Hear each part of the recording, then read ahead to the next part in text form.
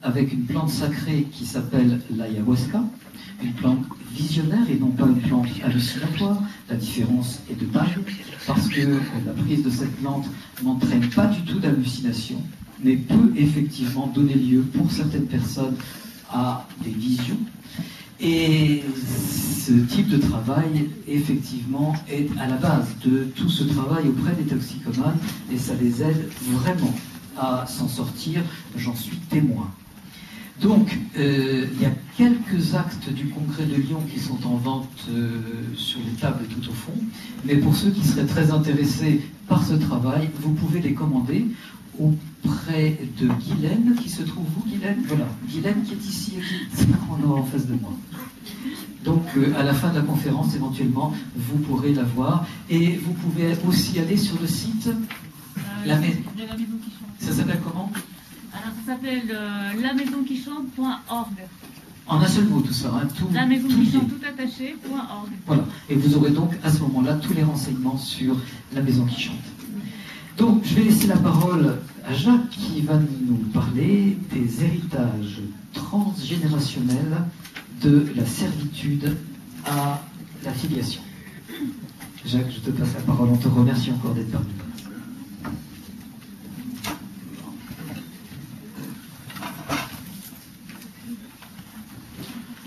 Bonsoir à tous d'abord, et puis je vous remercie, je suis très ému de voir que ce sujet concentre tant de personnes. Je m'excuse déjà à l'avance pour la fin des conférences, je sais qu'il y a beaucoup de gens qui veulent parler, ce sera absolument impossible de parler à tout le monde, je m'en excuse déjà à l'avance. C'est pour ça que j'ai mis le site, l'adresse du centre Tati-Voici si vous voulez nous contacter. Alors deux petites précisions avant de commencer, pour rendre justice à la vérité, Pierre nous aime beaucoup, donc il a donné des chiffres à peu près. Les résultats qui sont des résultats que nous avons faits par auto-évaluation, donc 68% de bons résultats chez les personnes qui font tout le traitement. Et pour les personnes qui interrompent le traitement, il y a quand même des bons résultats, mais qui sont moindres. Donc il faut replacer ça en contexte. Ce sont les résultats pour déterminer qu'est-ce que c'est qu'un résultat et dans quelles conditions, ce qui n'est pas l'objet de cette intervention. Une autre petite précision aussi, puisqu'on a parlé d'ayahuasca, je tiens à signaler que l'ayahuasca est une plante, un breuvage qui a été interdit en France en avril 2005. Donc je rappelle cette indication, parce que je ne suis pas là pour faire d'apologie du prosélytisme pour l'ayahuasca, mais au Pérou c'est tout à fait légal. Donc on peut toujours réfléchir sur ces sujets-là. Alors justement, on va traiter d'un sujet qui est complexe, qui est difficile. Les cartographies ne sont pas très précises et il n'est pas la prétention, là, comme ça, avec une modeste expérience, d'avoir résolu tous les problèmes et de faire une description exhaustive, n'est-ce pas, de ce que pourraient être les héritages transgénérationnels, positifs ou négatifs. Donc, je me situe d'emblée comme une personne qui a une expérience clinique. Je suis médecin de formation. Ou de déformation, je ne sais pas encore, je sais pas les situations. Mais l'importance des faits, l'importance de la clinique pour moi est essentielle. Alors après on peut toujours réfléchir, n'est-ce pas, sur le pourquoi et le comment des choses, mais c'est d'abord des faits qui nous intéressent, qui m'intéressent dans un premier temps. Or évidemment quand je suis arrivé en Amazonie et que j'ai commencé à m'intéresser aux médecines traditionnelles, j'étais loin de me douter que j'allais découvrir tout un monde autre, comme le nomment certains anthropologues, c'est-à-dire que ce monde de la manifestation dans lequel nous trouvons, n'est-ce pas, nous renvoie à un monde non visible. Alors on peut l'appeler l'inconscient, on peut le monde transcendantal, on peut y mettre beaucoup d'étiquettes, enfin un monde invisible, un monde qui n'est pas perceptible directement par les sens, n'est-ce pas, et qui nous renvoie à des principes fondamentaux qu'on peut appeler l'amour, la sagesse, la bonté, la liberté, etc. Donc, ce que nous voyons, ce que nous percevons par nos sens, nous renvoie à une autre dimension de la réalité, qui généralement, vous savez très bien, dans le monde occidental actuel, est pratiquement occulté, puisque Dieu est mort et que tout ça, ça n'existe plus. Et qu'en gros, tout ce qui se passe dans le non-visible, c'est la face subjective de processus neuroniques. Voilà, donc c'est le cerveau qui travaille, et puis il y a une espèce de subjectivité qui émerge de tout ça. Enfin, mais il n'y a pas d'âme, il n'y a pas d'être, il n'y a pas d'esprit. Alors, quand on s'approche des guérisseurs, évidemment, on entend un discours très différent. On l'entend, qui ne parlent pas forcément beaucoup, mais on les voit. Alors, on voit et on fréquente ce monde autre. Donc c'est un sujet délicat sur lequel je n'aurai pas d'affirmation absolue, simplement des suggestions. Je vais vous partager en fait ma réflexion qui n'engage que moi, sans jugement j'espère, enfin en tous les cas c'est mon intention, mais essayer un peu de dévoiler ou de regarder les mécanismes qui sont en jeu dans les transmissions transgénérationnelles, donc qu'est-ce qu'on hérite de nos parents, nos grands-parents, nos ancêtres. Alors, ce monde de la manifestation, ce monde des phénomènes, nous renvoie à cet autre monde, ce monde du noumen, des principes, des idées platoniciennes, si vous préférez, qui nous différencie complètement de la pensée aristotélicienne, qui est celle qui prédomine à l'heure actuelle dans le monde occidental. C'est aussi le monde des formes anthropologiques, des archétypes jungiens, et les guérisseurs appellent ça les madres, les mères. Donc quand on parle des plantes, quand on parle des fleuves, quand on parle des lieux, il y a des mères, hein, la madre de la planta, la madre de la roca, la madre, etc. Donc des matrices en fait, et des matrices vivantes. Et ça nous parle assez fort parce qu'effectivement on peut considérer que dans cette vision d'un monde non seulement visible mais d'une dimension aussi transcendantale, non visible, hein, ce monde transcendantal est hiérarchiquement principiel par rapport au monde de la manifestation. C'est-à-dire que ce sont vraiment des matrices qui vont générer, hein, et qui vont s'exprimer dans cette réalité concrète. Donc, pourquoi je fais cette introduction? Parce que dès qu'on va aborder la question du transgénérationnel, n'est-ce pas, on ne se trouve pas face à des choses qui sont là, immédiatement visibles et perceptibles. On se trouve face à quelque chose qui vient d'un ailleurs, dans le temps, dans l'histoire, dans l'espace même. Et la plupart du temps, sans verbalisation et sans même conscience du sujet, n'est-ce pas? Donc, qui nous renvoie forcément à un autre, un ailleurs, à ce monde autre, que je viens de très rapidement définir. C'est-à-dire qu'il nous faut passer de la physique à la métaphysique, simplement. Donc ça nous renvoie à une dimension métaphysique, et dans laquelle tout ce qui est de l'ordre du non-dit, n'est-ce pas, est agissant. Alors, pour le dire aussi très rapidement, vous savez sans doute, c'est écrit dans beaucoup de livres, mais ça c'est aussi une observation qui est mienne, c'est que ces non-dits, ces secrets, famille, se traduisent dans une première génération. Tout le monde sait, n'est-ce pas, qu'il y a un secret de famille. Tout le monde sait qu'un tel dans la famille a fait une transgression, fait une chose très grave, une chose inavouable. Alors tout le monde sait de quoi il s'agit, mais personne n'en parle. C'est le premier niveau, le niveau du non-dit. Puis la génération suivante, n'est-ce pas, on sait qu'il y a quelque chose qui s'est passé. Il y a une conscience qu'il y a un secret de famille, mais on ne sait plus lequel. On ne peut plus le nommer. Et dans la troisième génération, et là on ne sait même plus qu'il y a de secret de famille. On sait encore moins le contenu, non, on ne sait pas qu'il y en a, et c'est de l'ordre de l'impensé. Donc une impossibilité, on dit au bout de 3 générations, 3-4 générations, on peut fabriquer, entre guillemets, facilement psychotique, hein, parce que c'est une personne, un sujet qui va être habité par des héritages transgénérationnels dont il n'a même pas conscience. Alors ça, on le voit assez fréquemment, assez fréquemment quand même, en voyant des patients régulièrement, l'observation qu'un certain nombre de souffrances sont inexplicables en faisant référence à la biographie de la personne. On a beau chercher dans l'histoire, hein, il y a des personnes qui souffrent et qui n'ont, on ne trouve absolument rien qui puisse justifier cet état de souffrance. On est souvent renvoyé là à observer un peu plus, au-delà, dans la préhistoire du sujet, dans son histoire transgénérationnelle. Alors cet impensé, ce non-dit, que la personne pressent, devine, sans pouvoir le mettre en mots, n'est-ce pas, va générer la terreur, une sensation d'impossibilité de prise sur cette force intérieure, et souvent des phénomènes de dissociation. On voit ça très souvent avec parfois donc, des situations de double personnalité ou triple personnalité, où il peut y avoir, dans certains cas, effectivement, des transmissions négatives transgénérationnelles. Et puis souvent, donc, une sensation que ce qui est transmis ou ce qui est vécu est irréparable. Une espèce de fatalité, de destinée maléfique sur laquelle on peut rien faire, d'ailleurs rien n'agit, les thérapies ne fonctionnent pas très bien, on va un peu mieux, mais enfin ça ne se résout pas. Donc ce sont des choses importantes. Alors je me place, si vous l'avez compris tout de suite, sur le plan des transmissions pathologiques, parce qu'on parle de la thérapie, mais il faudrait tout de suite rassurer les auditeurs, enfin, dans les transmissions, on reçoit plus de bonnes choses que de mauvaises. Je crois que c'est important de le placer au départ. Enfin, quand on est dans une question un peu de... Ah, ça y est.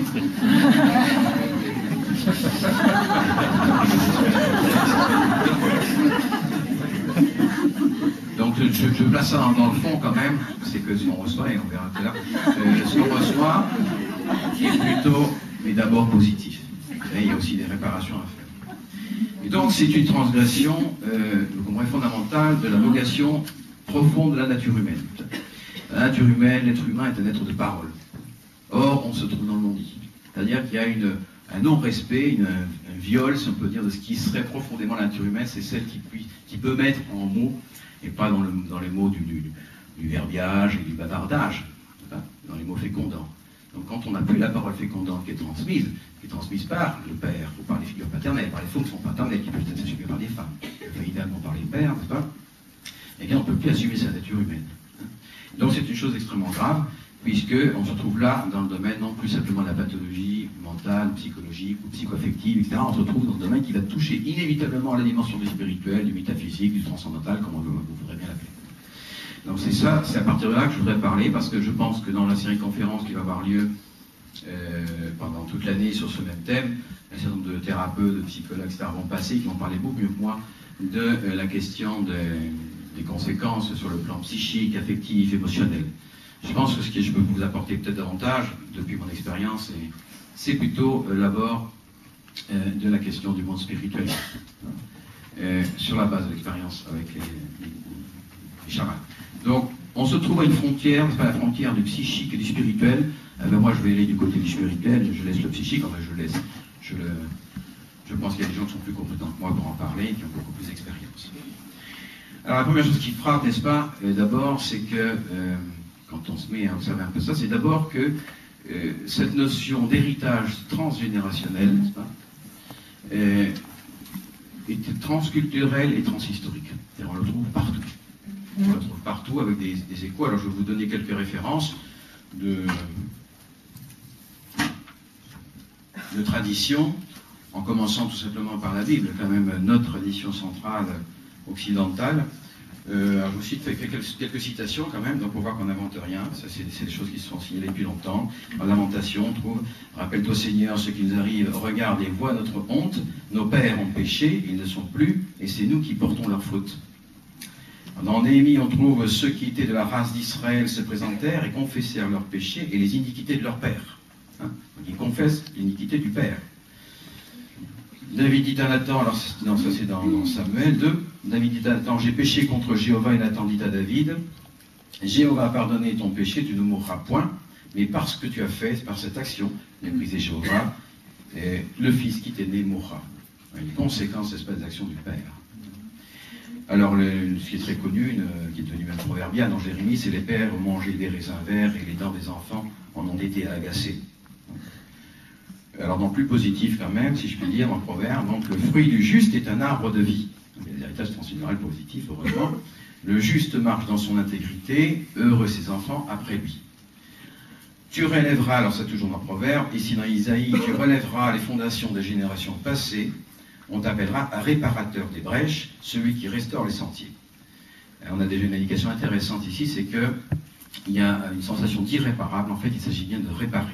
Donc une transmission, et surtout une fonction, disons, de la transmission transgénérationnelle qui va vers la réparation. Et vos fils, alors dans nombre, vos fils seront nomades dans le désert pendant 40 ans, portant le poids de votre infidélité. Et puis donc une citation qui est encourageante, si je puis dire. Moi, le Seigneur ton Dieu, je suis un Dieu jaloux, qui punit l'iniquité des pères dans les enfants jusqu'à la 3e et 4e génération de ceux qui me haïssent. Bon, ça, c'est pas très sympa, mais qui fait miséricorde jusqu'à la 1000e génération, à ceux qui m'aiment et observent mes commandements. Donc, on trouve les héritages positifs sont sur 1000 générations, mais c'est une formulation symbolique et négative sur 3-4 générations. Il faut retenir ça, c'est d'abord que les héritages transgénérationnels, alors ça c'est dans la Bible, mais dans toutes les traditions, montrent d'abord une prédominance du bon sur ce qui est transmis de manière négative. Alors on peut sortir du monde chrétien, n'est-ce pas, par exemple chez les Tibétains, qui admettent plusieurs personnalités possibles à l'intérieur d'un même être humain, plusieurs personnalités humaines, alors démoniaques ou saintes, divines, qui peuvent s'incarner dans les mêmes personnes.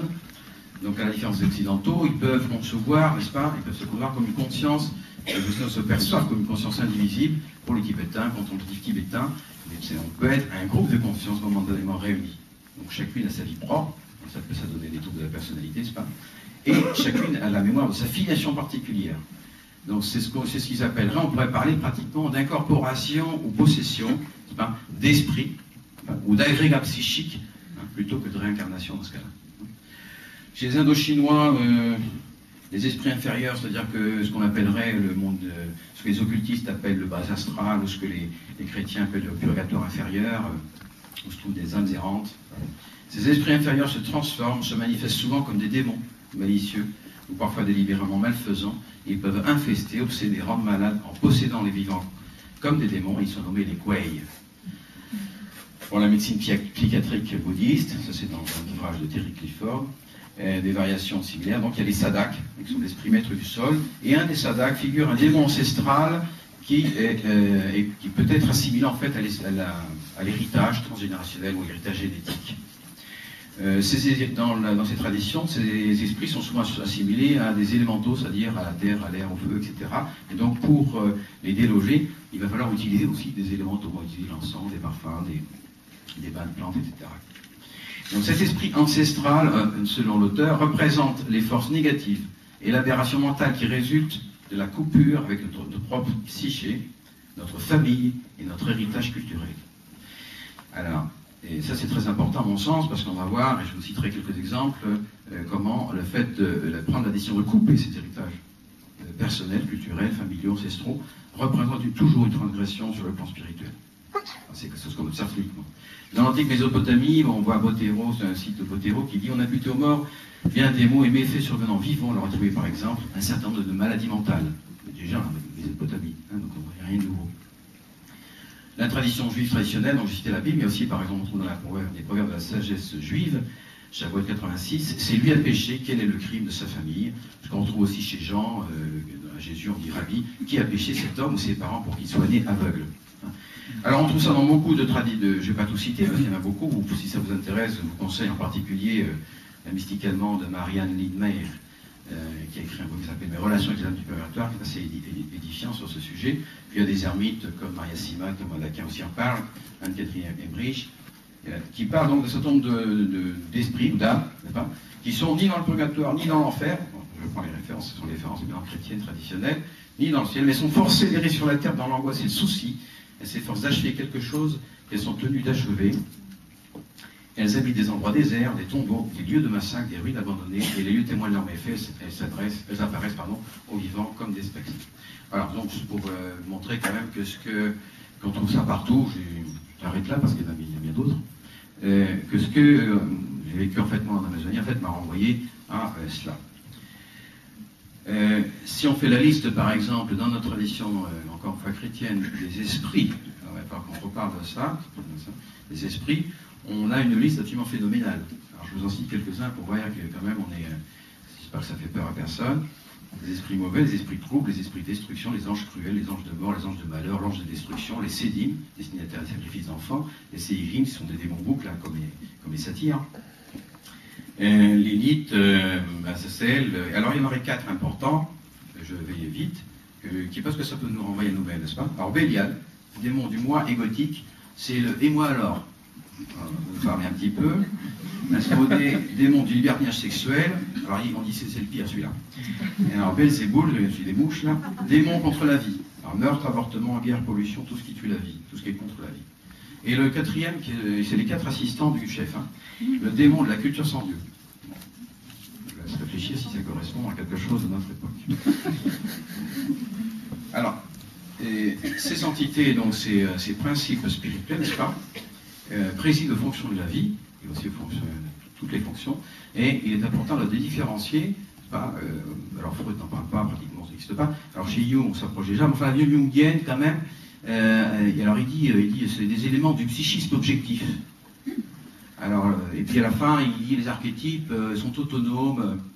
Alors on est très proche là, mais alors il ne laisse quand même pas faire le pas. Alors on dit, il y a des gens qui disent en secret, qui l'auraient dit si en fait ce sont des esprits.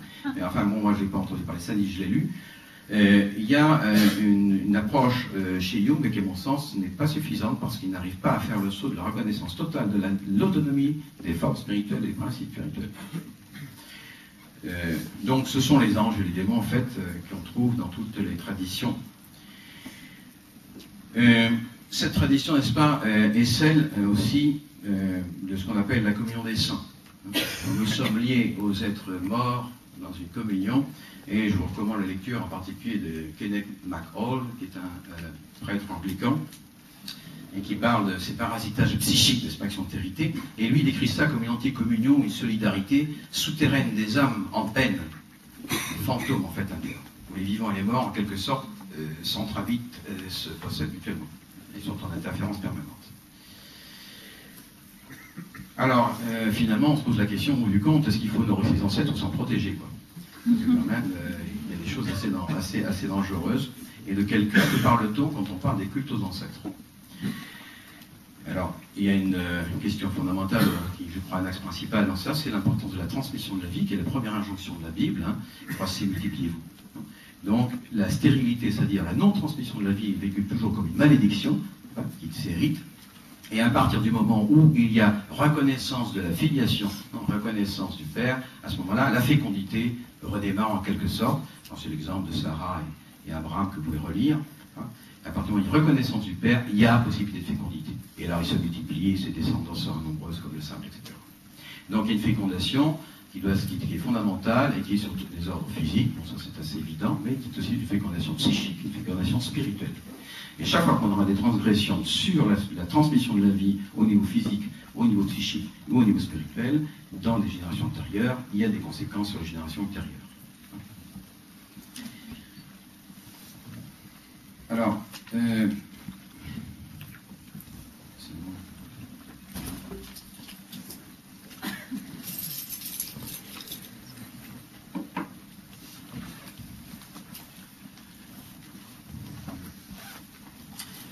alors, ce qui est intéressant en particulier, donc, je reviens sur l'Amazonie, un petit peu mon expérience personnelle, vécu personnelle, c'est quel est l'intérêt de l'utilisation des plantes et des états modifiés de conscience dans l'induction volontaire, contrôlée et organisée de la modification des états de conscience dans ce contexte-là. Eh bien, c'est parce qu'à partir du moment où on va permettre une induction de la conscience avec des plantes en particulier, donc l'exemple de l'ayahuasca, il y en a bien d'autres, n'est-ce pas? Il y a, dans la mesure où c'est fait dans un contexte adéquat et un contexte rituel. Alors ça, c'est fondamental à mon sens. La plante est un support très intéressant, mais toute l'importance fondamentale de l'utilisation de ces plantes, c'est le contexte rituel. Le rituel étant une porte qui nous permet de communiquer de ce monde-ci dans le monde autre. Donc de passer du monde de la manifestation, du monde sensible, au monde non sensible, au monde des principes. Alors évidemment, s'engager dans cette aventure d'aller explorer le monde des principes, n'est-ce pas, peut être prise, si c'est mal fait, comme une confession fondamentale qu'on retrouve dans les mythes d'Icare, dans les mythes de Prométhée, n'est-ce pas. A-t-on le droit d'aller dans ce monde autre, rechercher des informations sur ça? Alors je pense que non seulement on a le droit, mais c'est fortement recommandé, à la condition évidemment que ce soit fait dans un contexte rituel, c'est-à-dire qu'on prend en compte la transcendance et de ce monde autre par rapport à notre réalité quotidienne, et donc on va demander la permission. Donc il faut avoir un rituel, le rituel pour demander d'entrer et remercier à la fin. Rendre dans une relation, puisque ce monde des principes n'est pas un monde de l'abstraction, c'est un monde des êtres. Donc, les esprits sont des êtres, ce sont des entités, et on rentre en relation avec eux. Alors, il y a une révélation, et ça c'est évidemment très surprenant, mais je vais été catapulté dans cette histoire-là avec un guérisseur, en passant dans ce monde autre, on est en relation avec un certain nombre d'entités d'esprit qui se manifestent régulièrement entre nous.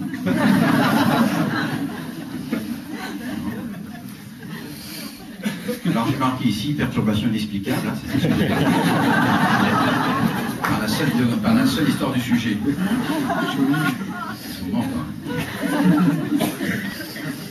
Alors, je voudrais vous livrer quelques observations qui sont les miennes. Sur la base de certaines expériences. Alors, je vous en raconte quelques-unes, là, des anecdotes un peu, mais des histoires réelles de personnes qui sont venues. Une jeune fille qui est venue, 25 ans, sa mère est médecin, elle a des rectoragies, c'est-à-dire des hémorragies par le rectum, depuis des années. Alors, comme sa mère est médecin, elle a fait beaucoup d'exploration, enfin, elle fait tout ce qu'il y a à faire, disons, et puis ça continue. Or, dans le processus avec les plantes et l'ayahuasca, elle va découvrir elle-même, elle va le voir. C'est ce qui est intéressant, c'est pas quelqu'un qui vient de l'extérieur. Elle va voir, dans des moments très difficiles, une grand-mère, une arrière-grand-mère, avec des avortements successifs, et que sa grand-mère ou arrière-grand-mère, je ne sais plus, était une avorteuse professionnelle, et que tous les mâles étaient avortés. Et alors, il y a une espèce de transmission donc, transgénérationnelle chez cette jeune femme, d'une transgression fondamentale contre la vie. Alors là, il n'est pas question de morale ou chrétienne ou quoi que ce soit, simplement dans la clinique, il est très clair que les avortements sont toujours, n'est-ce pas, perturbateurs et avec des conséquences très importantes. Alors, avec le travail, avec les plantes, etc., il y a eu une réduction importante des rictorragies, ça c'est en 15 jours. Donc ça ne s'est pas réglé totalement, bon, il faut continuer. Les problèmes d'infestation, qui sont très fréquents, demandent souvent un travail un peu plus long qu'une seule ou quelques sessions. Et ce qui est intéressant dans ce cas-là, c'est de voir à quel point, n'est-ce pas, la grand-mère avait fait couler le sang. Et bien la petite fille saigne, elle. Donc il y a une mise en évidence, on en parlera tout à l'heure, en quelque sorte un rôle sacrificiel du sujet qui va exprimer visiblement dans ce monde sensible quelque chose qui est de l'ordre du non-dit. Il manifeste, il symbolise dans sa personne quelque chose que du monde des principes qui a été transgressé. Alors, on voit, j'ai vu régulièrement par exemple, je vous cite des cas qui me sont venus à l'esprit quand je préparais la chose, un homme de quarantaine d'années avec des pulsions suicidaires permanentes sans aucune raison. Il ne voulait pas se suicider, donc il se suicider, il a dit tout va bien, il n'y a rien, il n'y a aucune raison, et régulièrement il veut se suicider, il ne sait pas pourquoi. Et en fait, dans le travail, on a découvert qu'il y avait un esprit de suicide dans la famille. Parce qu'il y a donc un principe qui préside à toutes ces fonctions, il y a un esprit de suicide. Si cet esprit se transmet dans la famille, eh bien, il va y avoir des tentatives de suicide, des pulsions de suicide. Alors on peut chercher beaucoup de choses dans l'histoire de cette personne, sa biographie, on ne va rien résoudre, il faut remonter, n'est-ce pas, à cette transgénération dans ce cas-là. Bon, alors les cas des incestes, très fréquents aussi, ignorés, hein, enfin, parce que ce qui est connu, mais dans les incestes non transmis verbalement, ni signifiés. Alors, ça, j'ai un cas très, très fort, avec des obsessions incestueuses chez un patient, n'est-ce pas, sans passage à l'acte, hein, et avec des céphalées, des maux de tête terribles, régulièrement, et avec impulsion à passer à l'acte, qui n'a jamais réalisé. Bon, sans explication directe non plus dans son vécu personnel, dans sa petite enfance, etc. Une chose qui est assez fréquente, enfin que j'ai vu plusieurs fois aussi, et qu'on en parlera aussi, c'est dans un certain nombre de familles, n'est-ce pas, les morts qui n'ont pas été honorés. Alors des personnes mortes sur les champs de bataille, des ancêtres qui se sont sacrifiés pour la patrie, pour des bonnes causes, etc. Et puis ils n'ont pas été, il n'y a pas eu de funérailles, il n'y a pas eu de reconnaissance. Alors, on voit ces esprits des morts se manifester pour demander la reconnaissance. Alors, ça peut vraiment parasiter une famille, une personne. Deux cas, par exemple, de patients qui étaient patients toxicomanes que j'ai eu dans le centre. Alors, un patient, je vous raconte l'anecdote quand même, parce qu'il y a un patient qui était dans une session de plantes, d'ayahuasca, ça se passe dans l'obscurité, donc on ne voit rien. Et il entend, n'est-ce pas, quelqu'un qui lui parle à l'oreille. Il croit que c'est le patient qui est à côté, qui est en train de l'embêter, donc il repousse, et en fait, il n'y a rien. Donc, il est surpris, il entend cette voix, il n'y a rien, il n'y a personne physiquement. Alors, du coup, il prête attention. Et il entend des invectives du style de drogue-toi, vas-y, casse-toi, enfin bon, c'était très négatif. Et ce qui l'a beaucoup touché, c'est que c'était la voix de son frère. Et son frère était mort d'une overdose.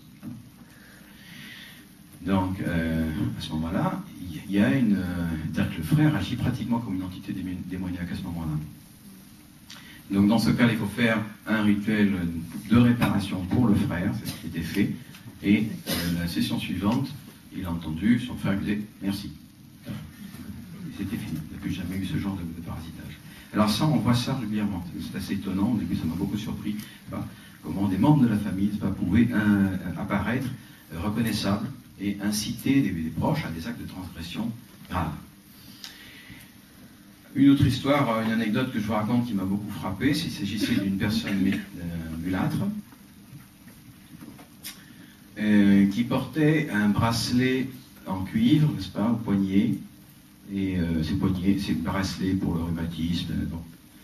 Et alors dans les sessions, quand je me suis approché de lui, il a hurlé en me disant « Tu ne me retireras pas ce bracelet », ce qui n'était pas du tout mon intention d'ailleurs. Et il avait un investissement très fort sur cet objet, mais il ne savait pas pourquoi. Mais quand on était dans le travail rituel, il ne supportait pas, et il avait peur quand je lui retire ce bracelet. Alors on a un peu travaillé ça, puis il y a un lapsus qui était significatif, parce qu'au moment où on a parlé, il y avait tout un groupe, et il y a un moment où on a parlé des slaves, non, des slaves, et lui il a entendu les slaves, donc des esclaves. Et on a monté un peu le fil de l'histoire, je vous la résume. Alors son grand-père, ou grand-père, je ne sais plus non plus, était un esclave en Martinique ou en Guadeloupe, enfin les Antilles, et auquel il avait été proposé d'être affranchi.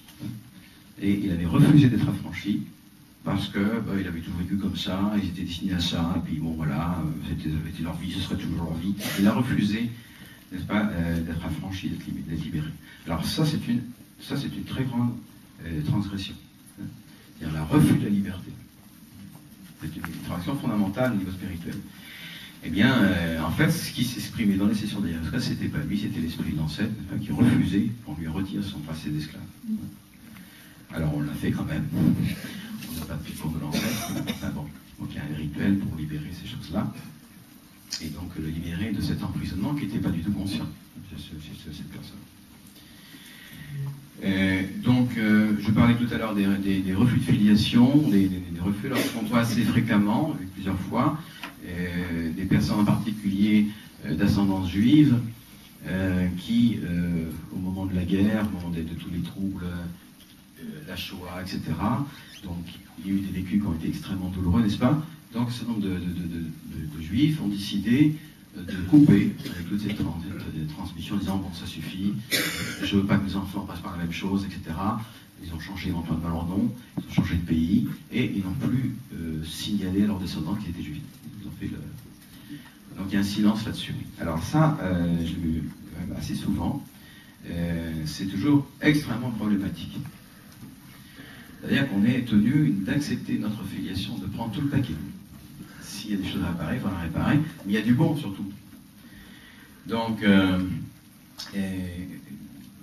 la première chose à faire quand on découvre, c'est en tous les cas moi mon opinion, la première chose à faire quand on découvre ses filiations, c'est de recommander à la personne de reprendre contact avec sa filiation, si c'est un juif par exemple, de retourner dans la filiation de son judaïsme, de se l'approprier, de le reconnaître, etc. Puis après, éventuellement évoluer, changer, après. Mais en tous les cas, certainement pas par déni, par dénégation, par refus. Alors là encore, ça m'a beaucoup surpris cette histoire-là, parce que bon, il y avait une bonne intention de la part des personnes, c'était pour protéger les enfants, enfin bon. Et il me semblait que la liberté, en fait, c'était de pouvoir choisir. Et alors, c'est pas vraiment ça. J'ai compris que la liberté, c'était pas pouvoir choisir. On en parlera un petit peu à la fin. Alors, la liberté, c'est d'assumer sa vocation. La vocation, c'est la filiation. Les trahisons à la patrie, les trahisons aux engagements sacrés. Des gens qui se sont engagés dans des voies sacrées, par exemple, qui sont devenus prêtres ou religieux, etc., qui ont abandonné comme des enfants. Alors on voit les troubles psychiques et comportementaux chez les petits-enfants. Alors une chose que vous avez certainement dû parler aussi, que j'ai eu l'occasion d'assister, aussi bien en Afrique, au Gabon qu'en Mongolie, un certain nombre de transmissions des pouvoirs guérisseurs ou chamaniques, n'est-ce pas, sont faits par possession des descendants, par les esprits des ancêtres. Donc les personnes tombent malades, font des crises d'épilepsie, ont des maux de tête, jusqu'à ce qu'elles acceptent, n'est-ce pas, d'être prises en fait par l'ancêtre. J'assiste à deux expériences comme ça, une très proche, parce que ça m'a même un peu éclaboussé. Et donc là, je considère qu'il y a un grand questionnement, parce qu'il y a une non-liberté. Les personnes, ces jeunes, femmes ou hommes, n'est-ce pas, n'ont pas le choix. Ils sont obligés d'assumer. Alors il y a une tentative là, chez ces ancêtres, de perdurer, de continuer à vivre dans le corps, n'est-ce pas, de leurs descendants. Alors il faut faire là aussi, parce que dans le cas où j'étais en Mongolie en particulier, c'est un jeune homme de 13 ans qui fait des crises épileptiques depuis 3 ans, et tout le monde savait, ses parents savaient que c'était d'origine des ancêtres qui voulaient s'incarner pour qu'il soit chaman, bon. Et il refusait, il ne voulait pas, le gosse ne voulait pas non plus, il ne pouvait pas s'échapper de cette chose-là. C'était assez dramatique. Alors, on peut faire un rituel pour ça. Dans l'occurrence, quand il s'agissait de l'Afrique, c'était en fait, parce que là j'ai pu faire partie possession de ça, c'était l'ancêtre de cette personne, c'était une femme, c'était un esprit d'un ancêtre qui était un esprit lion. Enfin, lion, je dis lion parce qu'il avait les attributs du lion, et avec lequel j'ai dû me débattre aussi parce qu'il n'était pas tout à fait d'accord avec ce que je faisais. Donc quand on vit ça, là c'est pas simplement du film. Donc il y a vraiment des tentatives de possession par l'esprit d'ancêtre qui essaient de perdurer. Ça pose des questions sur certaines formes de chamanisme, et si ces formes-là sont acceptables. C'est le cas pour moi, elles ne le sont pas. Donc la question du culte des ancêtres, pour savoir si, dans le culte des ancêtres, est-ce qu'on est dans un héritage de la filiation, ou est-ce qu'on est parfois dans des formes de possession.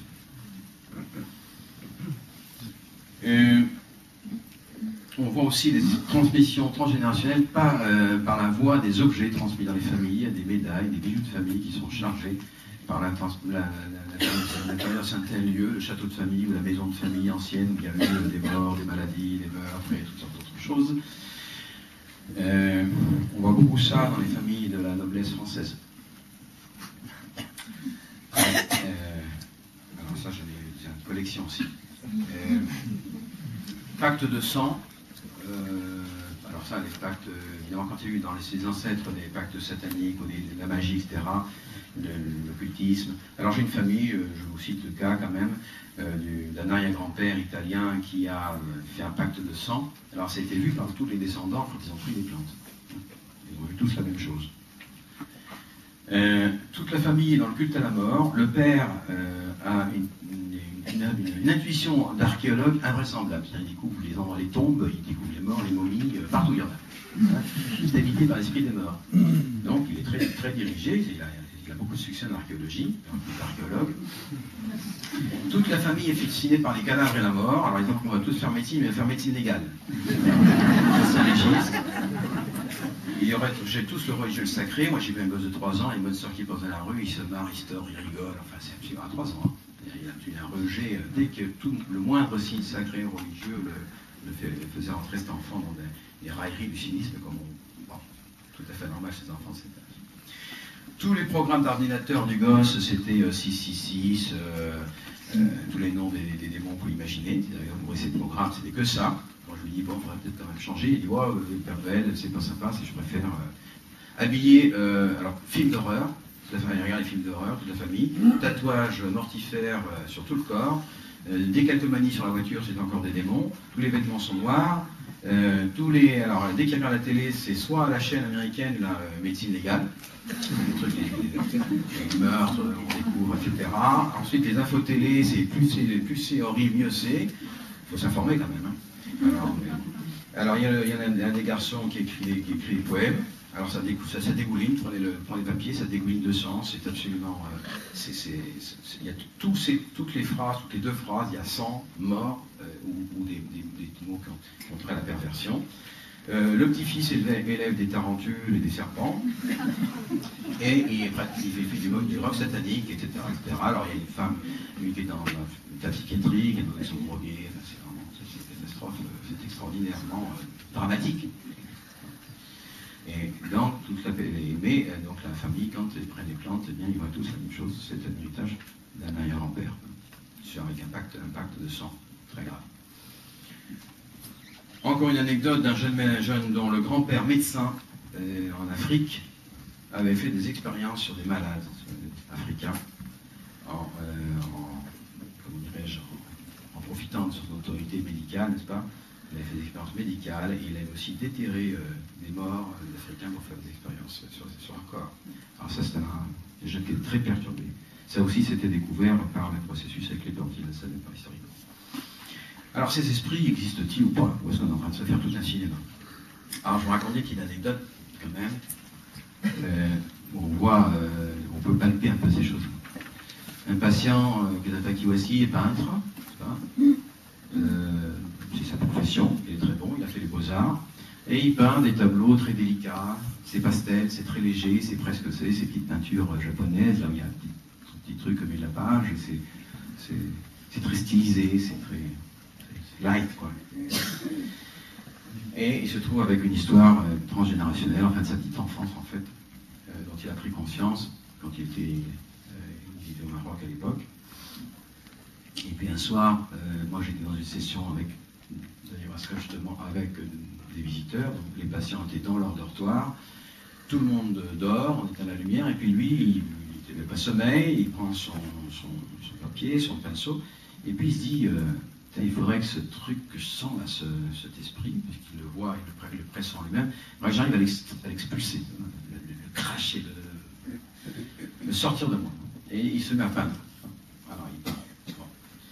Et puis il termine ça, il met son papier sur une table et il éteint la lumière. Et dans les 5 minutes, tous les patients sont entrés en état de panique parce que tous les moustiquaires étaient secoués. Il y avait des ambiances absolument terribles. Et donc, on était me chercher dans la session. Alors, il y en a un qui a dit il faut prendre la Bible parce que c'est comme ça qu'on va faire. Ils ont mis la Bible, c'est encore pire. Donc, ils étaient très écrits. Donc, tout le monde dormait. Alors, il n'y a pas de suggestion. Tout le monde dormait. Ils ne savent pas ce qu'a fait ce patient, ce qu'il n'a pas, ce qu'il a son intention. Et quand j'étais sous les effets de l'ayahuasca, donc la sensibilité très affinée, dès que je suis rentré, j'ai senti la chose. Je me suis dit, mais qu'est-ce que c'est que ce truc-là? Et alors, j'ai regardé ce papier, enfin, cette peinture qu'il a fait, c'était un gros vomi, quoi. Un gars qui faisait des choses très là, il était très légère, d'un coup, avait fait une chose absolument, un gros vomi, c'était quelque chose d'absolument gras, infect, moche, enfin bon. Donc, une activation telle, hein, que ça montre aussi la puissance de la peinture, éventuellement chez les vrais artistes, n'est-ce pas? Il a pu exprimer, extraire en quelque sorte en partie de son corps cette énergie, on va dire ça comme ça, pour effrayer personne, qui s'est mis à circuler. Vous avez fait un contexte non rituel, donc sans contrôle. Alors, je pense que je vous raconte cette anecdote dispersée pour toucher des zones très différentes, et à partir de là, faire quelques observations. Alors, la première observation, c'est que pour tout homme, il y a plus de parents parmi les morts que parmi les vivants. Il y a plus de membres de notre famille parmi les morts que parmi les vivants. Et nous ne sommes pas séparés des morts. La transgression, la faute, le péché, qui signifie rater la cible dans son étymologie, ça affecte la liberté, alors à 2 niveaux, intelligence et volonté. Et ça peut affecter aussi la mémoire. Donc, chez les sujets qui ont des troubles de l'intelligence et de la volonté, on peut toujours aller voir s'il n'y a pas, quelque part, des transgressions dans l'ordre des ancêtres. Ce qu'on observe dans ces présences, dans ces manifestations, premièrement, souvent, c'est une demande d'aide. Donc, les présences des esprits dans le transgénérationnel, donc une demande d'aide de la part de ceux qui sont décédés. Alors on peut faire des rituels, n'est-ce pas, pour aider ces personnes qui veulent être libérées. Et ces âmes errantes, comme ça s'appelle, sont liées, n'est-ce pas, à des objets, à des lieux, à des endroits où ont vécu, à des personnes. Donc il y a souvent une demande d'aide. Dès que l'aide est apportée, il y a une libération et on n'a plus de perturbation. Deuxième observation, c'est qu'on voit presque toujours dans cette transmission une dette ou un inaccomplissement. Quelque chose qui n'a pas été achevé. Il est demandé aux descendants de l'achever. Donc on se retrouve dans des processus de réparation, d'expiation. C'est pas un mot très à la mode, mais bon, c'est comme ça que ça se passe légitimement. Il y a des gens qui sont appelés à expier, qui sont ceux qui vont, dans leur vécu, métaboliser, digérer, réparer la faute.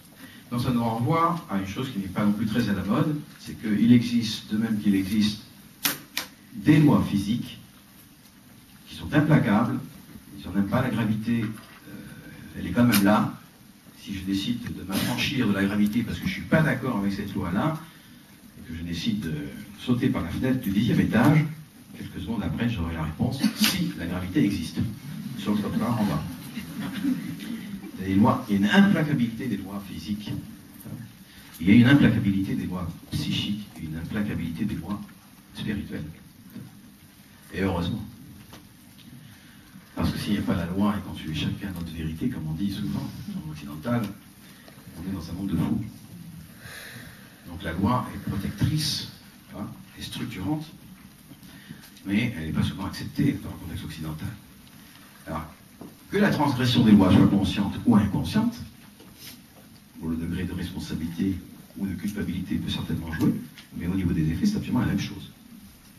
Donc, penser que parce qu'on a transgressé de manière inconsciente, il ne se passe rien, c'est une erreur. Si un enfant de 3 ans les goupilles de grenade, il n'a pas de mauvaise volonté, il n'a pas. Mais elle va exploser quand même. Donc il y a une implacabilité des lois. Et dans les lois spirituelles, même chose. Alors, ça nous renvoie, n'est-ce pas, à une dimension du monde haute, n'est-ce pas, où on ne peut pas faire ce que l'on veut, et dans cette réalité-là non plus. Toute transgression nous lie plus ou moins à des esprits maléfiques. Vous voyez, il y a chaque des esprits qui président, n'est-ce pas, au suicide, qui président au avortement, qui président au meurtre, qui président à toutes ces fonctions-là. Et dans la mesure où on va agir, on se laisse séduire en quelque sorte, on a un degré de collaboration, de complicité avec cet esprit qui peut éventuellement donc infester cette personne. Alors cette infestation est d'ordre physique.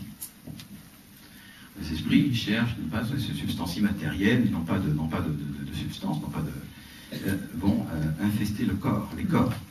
Et c'est ça qu'on apprend et qui me paraît intéressant dans la médecine traditionnelle amazonienne, c'est qu'on va pouvoir désinfester en travaillant sur le corps.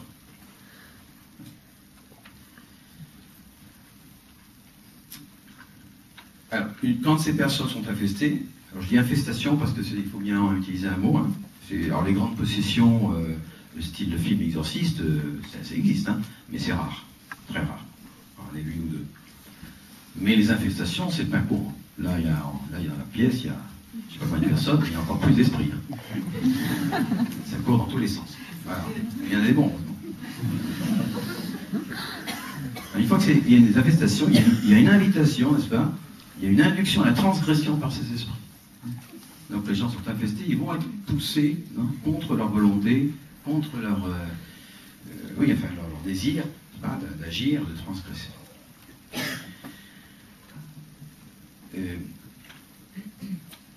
Donc l'inconscience de l'acte n'est pas une justification, ne protège absolument pas. Oh, j'y crois pas. Oh, j'y crois pas, donc de toute façon, on ne fera rien. Alors ça, c'est une erreur fondamentale. La croyance n'a pas grand-chose à faire dans l'histoire, c'est de la clinique.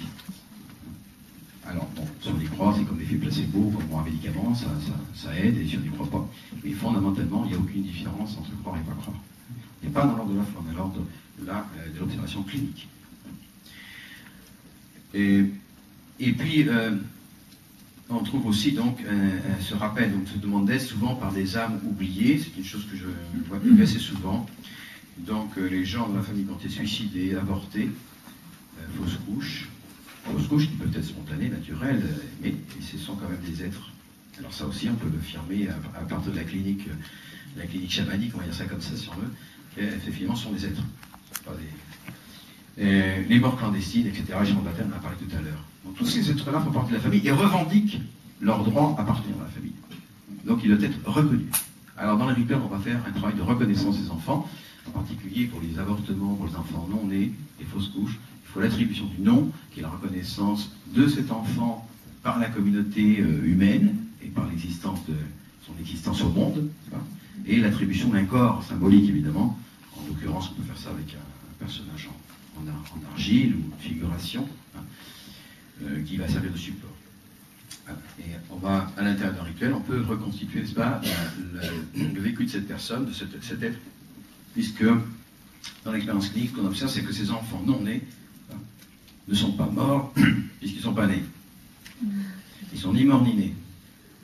Et ils sont dans un espèce d'intermédiaire, de zone intermédiaire, où ils sont bloqués en quelque sorte dans un parking, là, ou dans un no man's land, où ils attendent d'être débloqués. Alors ça, on peut faire l'expérimentation clinique de ces choses-là. D'abord, les gens qui le vivent, et les femmes qui en particulier, les femmes, mais c'est aussi les pères qui sont en jeu, mais enfin, plus la femme directement, peuvent visualiser, n'est-ce pas, ces enfants, et ensuite prendre contact. Ces enfants deviennent des intercesseurs pour leur famille et des contacts avec le monde d'en haut, quand le rituel est fait. Alors je peux dire parce que je l'ai vécu personnellement.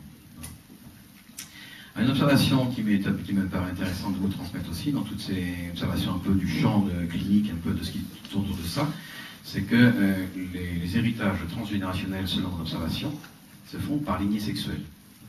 Donc, et on hérite d'abord, alors l'héritage physique et psychique est celui d'abord des parents, mais l'héritage spirituel vient des grands-parents ou des arrière-grands-parents. Donc on a intérêt, dans une pathologie, quand on a un patient par exemple, ou quand soi-même on n'est pas bien, de regarder si on est un homme, le grand-père paternel et l'arrière-grand-père paternel, et si on est une femme, la grand-mère maternelle et l'arrière-grand-mère maternelle. Ça se transmet par lignée sexuelle. Mais il peut y avoir, dans un certain nombre de cas, n'est-ce pas, des déviations. Alors, par exemple, si un grand-père, n'est-ce pas, a jeté son dévolu sur une de ses filles, et c'est sa chouchoute, c'est celle qu'il aime, c'est sa préférée, enfin bref, ou c'est la seule fille qu'il a, enfin, il va transmettre à sa fille son bagage, inconsciemment. Et puis la fille ayant un fils, le fils va recevoir l'héritage spirituel du grand-père à travers une femme. Donc il reçoit un héritage spirituel masculin, on va dire, marqué par le masculin, à travers un corps de femme et une psyché de femme. Alors là, on voit très souvent, dans cette génération, des tendances homosexuelles. J'espère que ça explique l'homosexualité. Mais enfin, en tous les cas, c'est un élément que j'ai observé. Parce que dans certains de cas, ça ne marchait pas, les liens sexuels, et puis après, en fait, on trouvait effectivement que dans ces cas-là, il y avait donc une espèce de distorsion des transmissions. Donc, pour ceux qui sont thérapeutes, dans tous les cas, c'est conseiller ça, pour tout le monde, c'est d'aller voir un peu son grand-père paternel si on est un homme, et puis ce qu'il y a, puis la grand-mère maternelle si on est une femme, et puis qu'est-ce qui s'est passé, qu'est-ce que ça a transmis ces gens-là. Alors, qu'est-ce qui se transmet justement?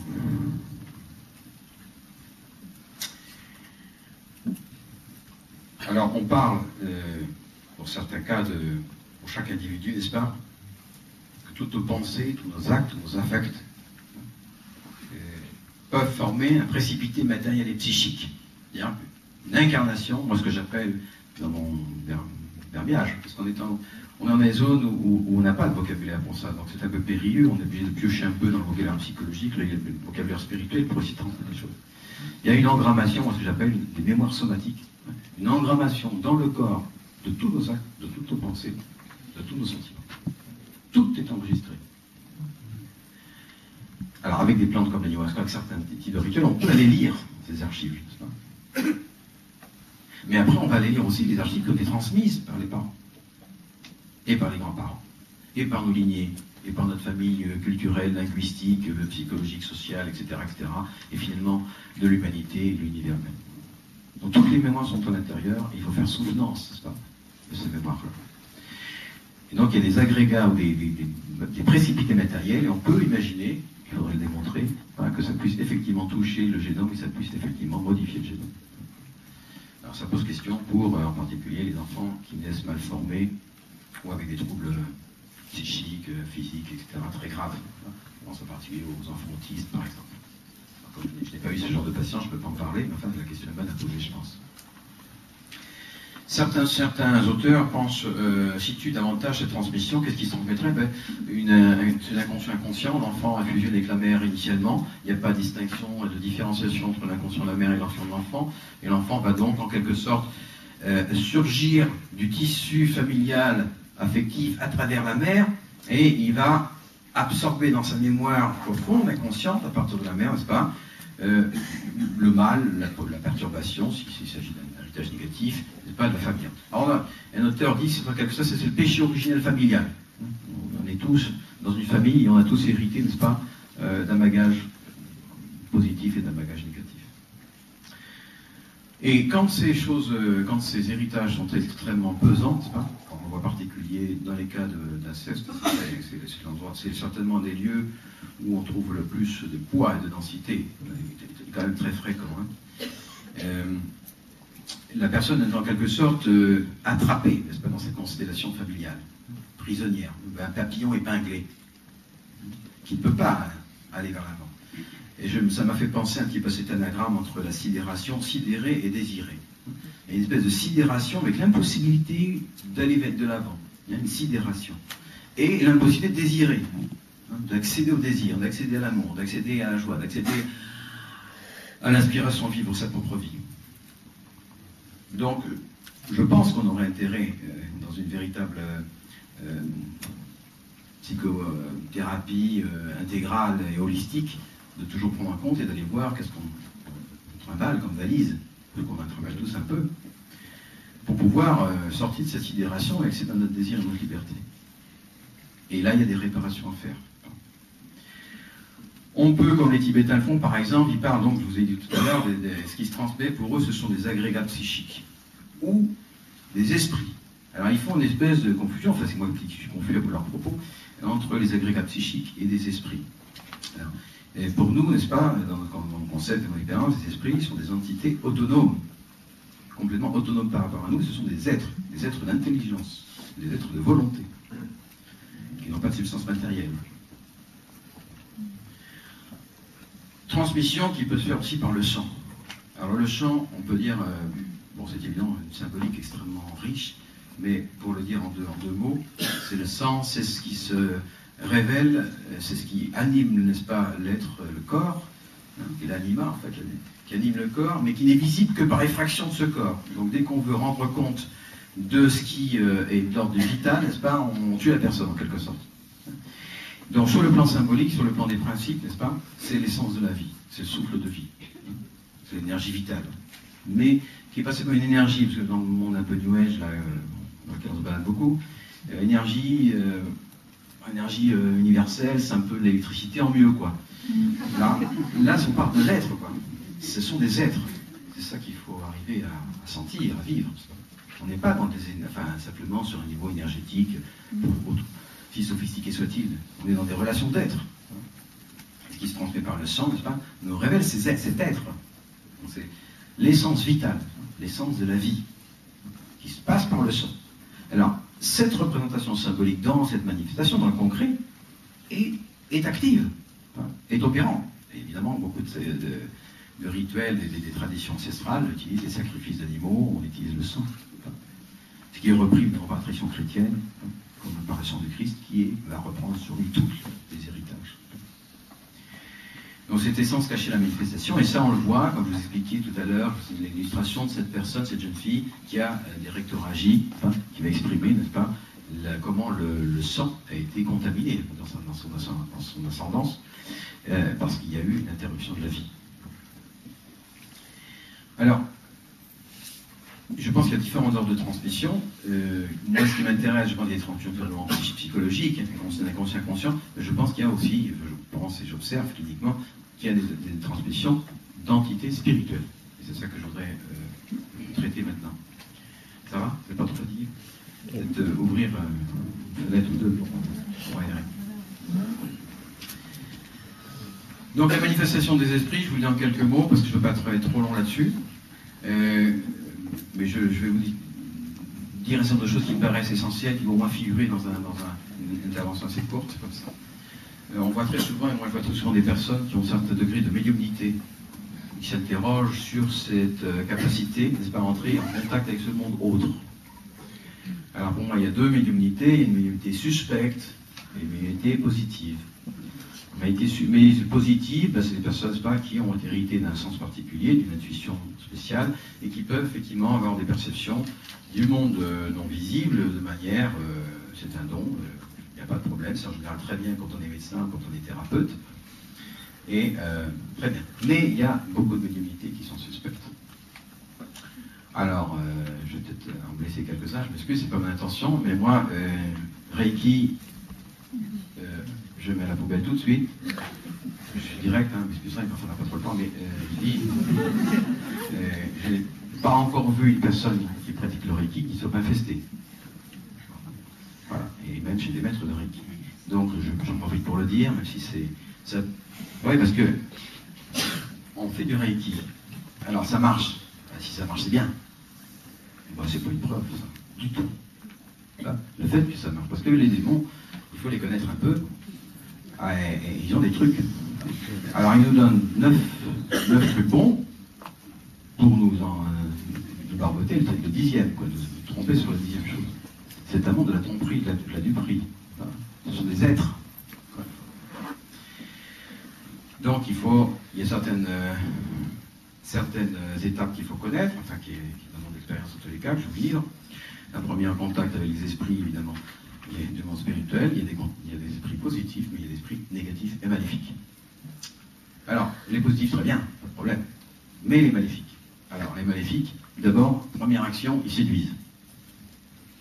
Ils font du pipeau, tout va très bien, c'est charmant, peut guérir plein de gens, on peut aider plein de gens, c'est formidable.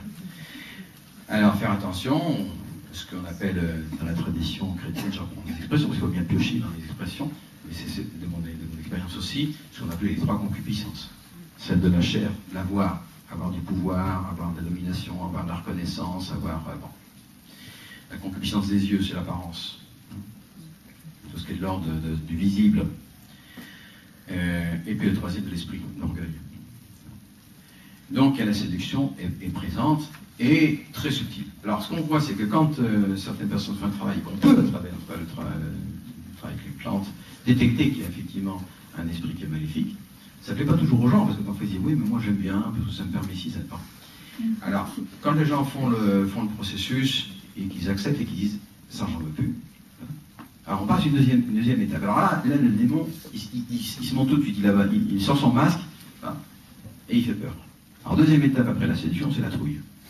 Alors la peur, l'angoisse, la terreur, donc il fait peur. Vous n'y arriverez pas, de toute façon je suis bien plus fort, et puis de toute façon je vais vous avoir, et puis etc. Bon, comme c'est un menteur par définition, il ne faut rien croire. Il ne faut pas avoir peur. Ça ne veut pas dire qu'il faut être téméraire. Donc il y a des armes, des instruments qu'il faut apprendre à connaître. Alors quand on commence à plus avoir peur, alors il nous décourage. Alors c'est long, c'est fatigant, ça ne terminera jamais, puis quand je vais me reposer, et puis encore, c'est vraiment, alors on s'épuise, quoi. Alors, on décourage.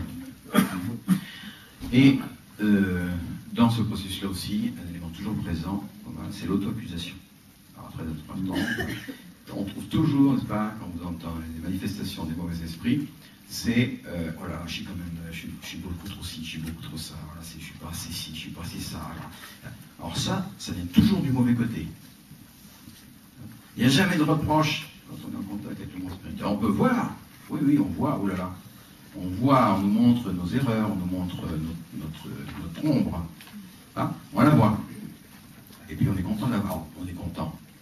Non, dans un premier temps, on n'est pas content. On s'en passerait. Mais ça libère. Alors on dit, bah oui, c'est vrai, je suis vraiment un con, quoi. Ça fait du bien, tout d'un coup, on se dit, bah c'est vrai, il faut se prendre bon. Alors ça libère. Hein. Donc, la vérité libère. Alors, voir dans les séminaires, voir son orgueil, sa colère, pendant 20 ans, j'ai fait quel imbécile. Bon, c'est difficile. Ça manque du courage, c'est pas facile. Puis après, on dit, oui, quand même, c'est formidable de pouvoir s'en libérer, quoi. De plus alimenter ces choses-là. Alors, c'est libérant. Alors, quand, par contre, on croit prendre conscience, n'est-ce pas, qu'on n'est pas assez ci, qu'on n'est pas assez ça, qu'on est là, et que ça nous enfonce. Et après, ça va encore un peu plus écrasé. Et qu'on s'y arrivera jamais. Oula. C'est pas, faut reconnaître la voix de son maître.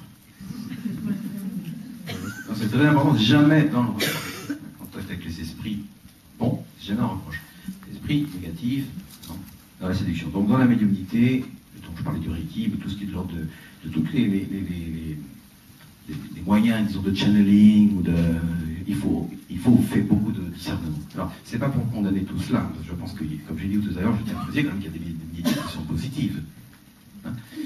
Mais il faut y regarder 2 fois, il faut vraiment un discernement très pointu, n'est-ce pas, pour aller voir ce qui se joue là. Surtout à partir du moment où on croit qu'on a un résultat. Alors je peux vous dire quand même qu'un certain nombre de maîtres de Reiki, moi j'ai vu passer, ils terminent avec une insuffisance rénale, avec des cancers, avec des choses que c'est à un moment à vous donner, à force de prendre, bien évidemment, ils somatisent, quoi. Parce que quand même, quand on fait l'expérience, en tous les cas, l'expérience qui est la mienne avec les plantes, hein, avant de pouvoir travailler avec ces énergies-là, il faut se purger. Il faut nettoyer la cheminée, quoi. Il faut récurer et récurer. C'est pas le paradis qui voici, mais c'est certainement le purgatoire. Ça purge beaucoup. Alors, pour que ça passe à peu près sans frotter, quoi. Pas trop transmettre de cochonneries à nos patients, et puis pas en prendre non plus. Donc il faut nettoyer. Alors, cette notion de purification, de purgation, de purification, hein, est présente dans toutes les traditions. Et dans le chamanisme amazonien, c'est la première fonction, c'est la purgation. C'est pas l'édition d'ayahuasca, c'est la purgation. Donc le son est un instrument fondamental de la thérapie.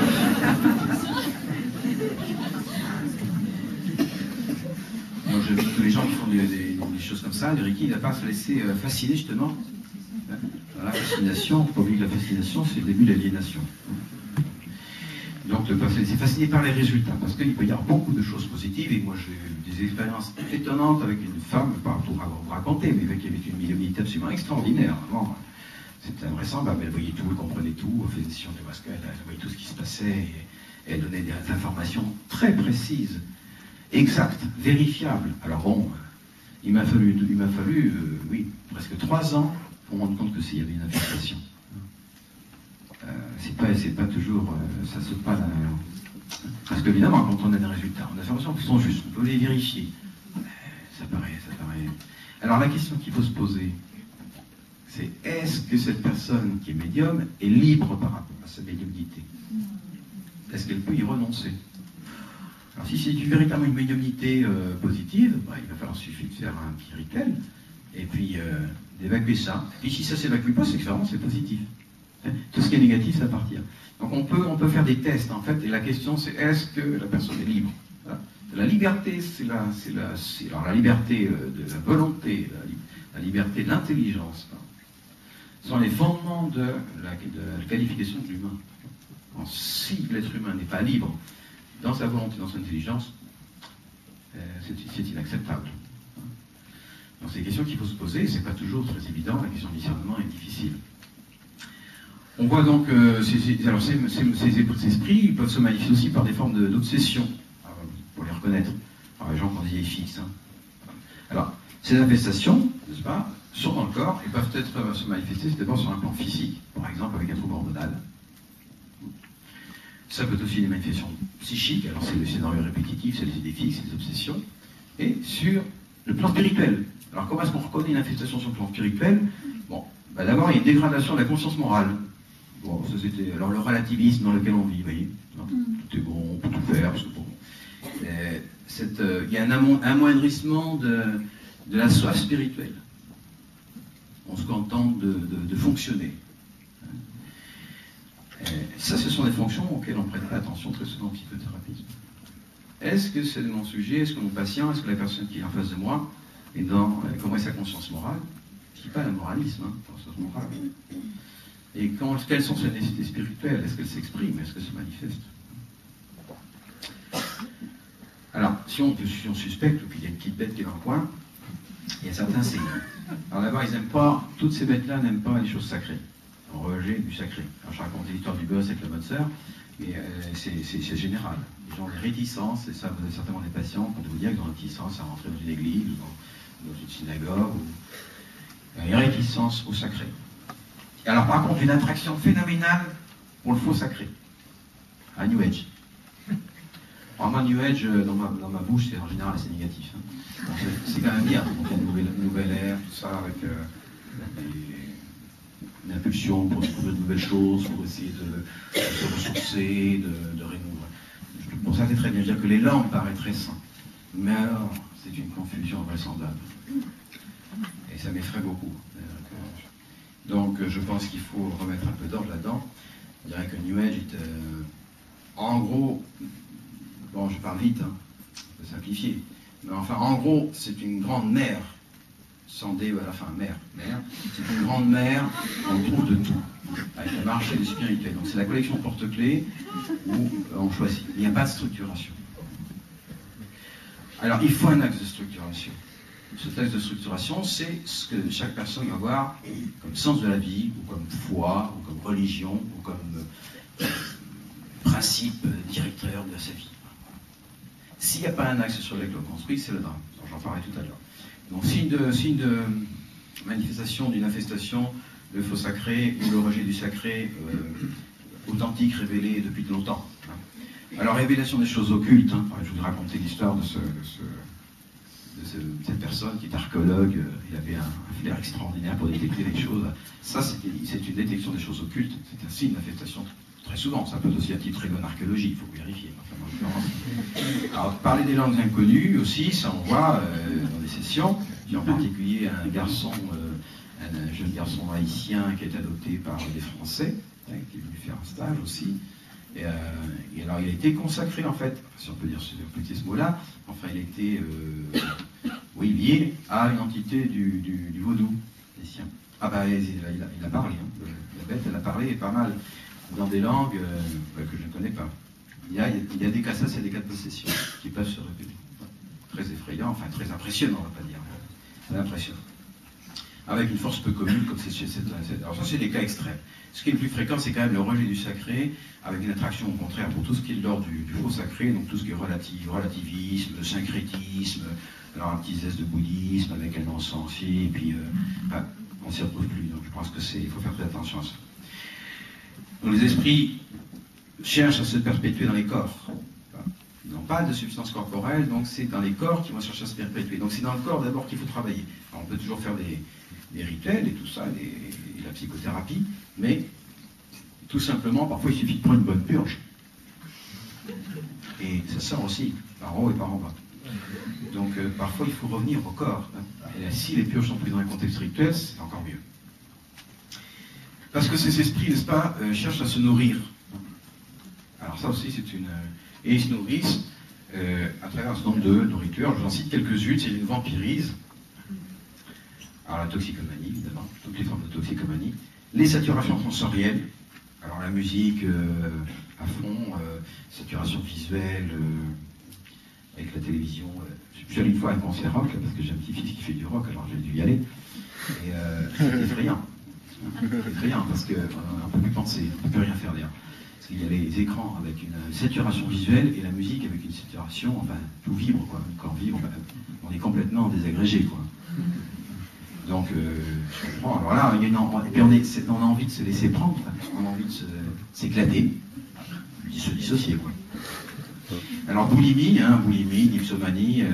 Alors, et puis l'impulsion, ils se nourrissent des actes transgressifs. Donc, la manifestation, les gens ont toujours transgressé.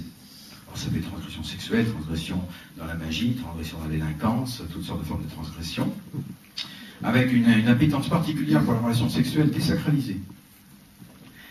Parce que c'est ça, alors, on a dit tout à l'heure que le démon de l'impureté, comme on disait traditionnellement, c'était un des plus méchants. Alors, mon observation aussi clinique, c'est que quand on a une relation sexuelle avec un partenaire, une partenaire, qui n'a pas été sacralisée, on se branche sur l'arbre généalogique de l'autre. Et on pompe éventuellement toutes les bébêtes qui se promènent dans l'arbre de l'autre, qui viennent nous visiter.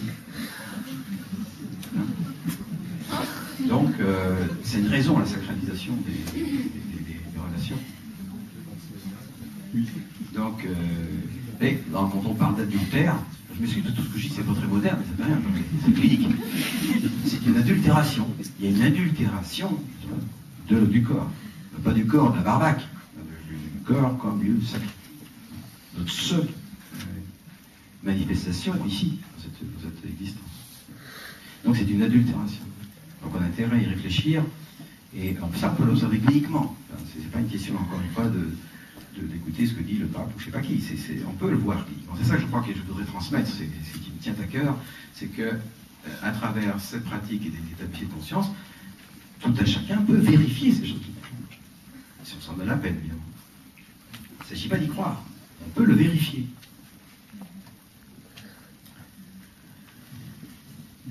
Alors le tabac, c'est un très bon aliment pour les tabacs fumés. Le tabac en jus, ça les fait chasser, ça les envoie un peu au diable, j'allais dire. Mais alors tabac fumé alimente. Donc on peut voir chez certains tabagismes compulsifs, n'est-ce pas, une alimentation des gens qui sont pris par des entités qui les obligent à fumer. Alors, tabac ou aussi cannabis. Alors tabac, énergie très masculine, n'est-ce pas, cannabis, énergie féminine. C'est pour situer la chose rapidement. Alors une attraction pour le morbide, je vous ai raconté ça, hein, donc il a tout ce qui, le sujet qui est pris, qui peut infester, va aller voir les films d'horreur, va aller voir tout ce que j'ai raconté tout à l'heure. Il a une espèce de délectation, n'est-ce pas? Délectation pour ces choses-là. Donc tout ça évidemment ne faisant que augmenter les portes ouvertes, enfin ouvrir les portes encore un peu plus aux infestations d'ordre psychique, d'ordre spirituel, d'ordre physique. Donc on trouve des gens, c'est vraiment le zoo, quoi. Vraiment, il y a du monde, hein. Et ça prend du temps quand même. Donc on peut faire face quand même, on peut répondre à ces choses-là par un certain nombre de recettes. Donc je vous l'ai dit rapidement, parce que je ne veux pas trop allonger les choses. Évidemment, la purgation rituelle. La purgation rituelle, alors le rituel est très important, j'insiste sur cette dimension de rituel. c'est la porte, c'est le sas entre ce monde-ci et le monde autre. Et le rituel doit être enseigné par le monde autre. Le rituel n'est pas une création esthétique que je fais à ma sauce parce que j'aime bien, je sais pas, alors je mets les Pink Floyd, un peu d'un bâton d'encens, et puis, je sais pas, enfin les autres choses. Mais bon, ça c'est pas du rituel. Ça c'est, bon, si c'est un mini-rituel, quoi. Mais le vrai rituel est opératoire par lui-même. C'est pas simplement un contexte sympathique dans lequel on se relaxe, et puis c'est sympa, quand on est entre copains, tout ça. Non, c'est une technologie. Alors je dis, moi, les rituels sont toujours efficaces. Ça dépend en quel sens. Donc si c'est pas bien fait, c'est efficace dans le mauvais sens. On ne peut pas s'amuser. Alors les rituels doivent être enseignés. Alors ils sont enseignés soit par la tradition, enseignés à travers un processus initiatique de la personne elle-même. Il va être revérifié et validé par ses accompagnants, par ses maîtres ou par les personnes qui l'enseignent. Et il est imposé par les instruments qui sont ceux qu'on utilise. C'est-à-dire que si on prend une plante, par exemple l'ayahuasca ou le tabac, ce sont des plantes médicinales, et l'énergie même de la plante, sa structure, sa madre, justement, sa matrice, son esprit, impose une certaine conduite. Si on veut conduire un véhicule, on ne conduit pas un vélo, on conduit un 20 tonnes, parce que ça nous impose une certaine conduite. Donc chaque plante, chaque instrument thérapeutique nous impose une certaine conduite. Donc les rituels ne peuvent pas être inventés. Ils peuvent être transmis, ils peuvent être élaborés progressivement. C'est très complexe, il faut faire attention, parce que si on fait mal, on peut faire mal aux autres, on peut se faire mal à soi-même. Donc il y a toute une question très importante sur le rituel, parce que maintenant il y a énormément de propositions dans ce domaine-là aussi, dans le marché du spirituel de l'heure actuelle, on trouve tellement de choses. L'utilisation des parfums, des encens, de tout ce qu'on appelle en fait les élémentaux, alors les huiles, les encens, le sel, l'eau, qui peuvent être utilisés, toujours avec, là encore, des rituels.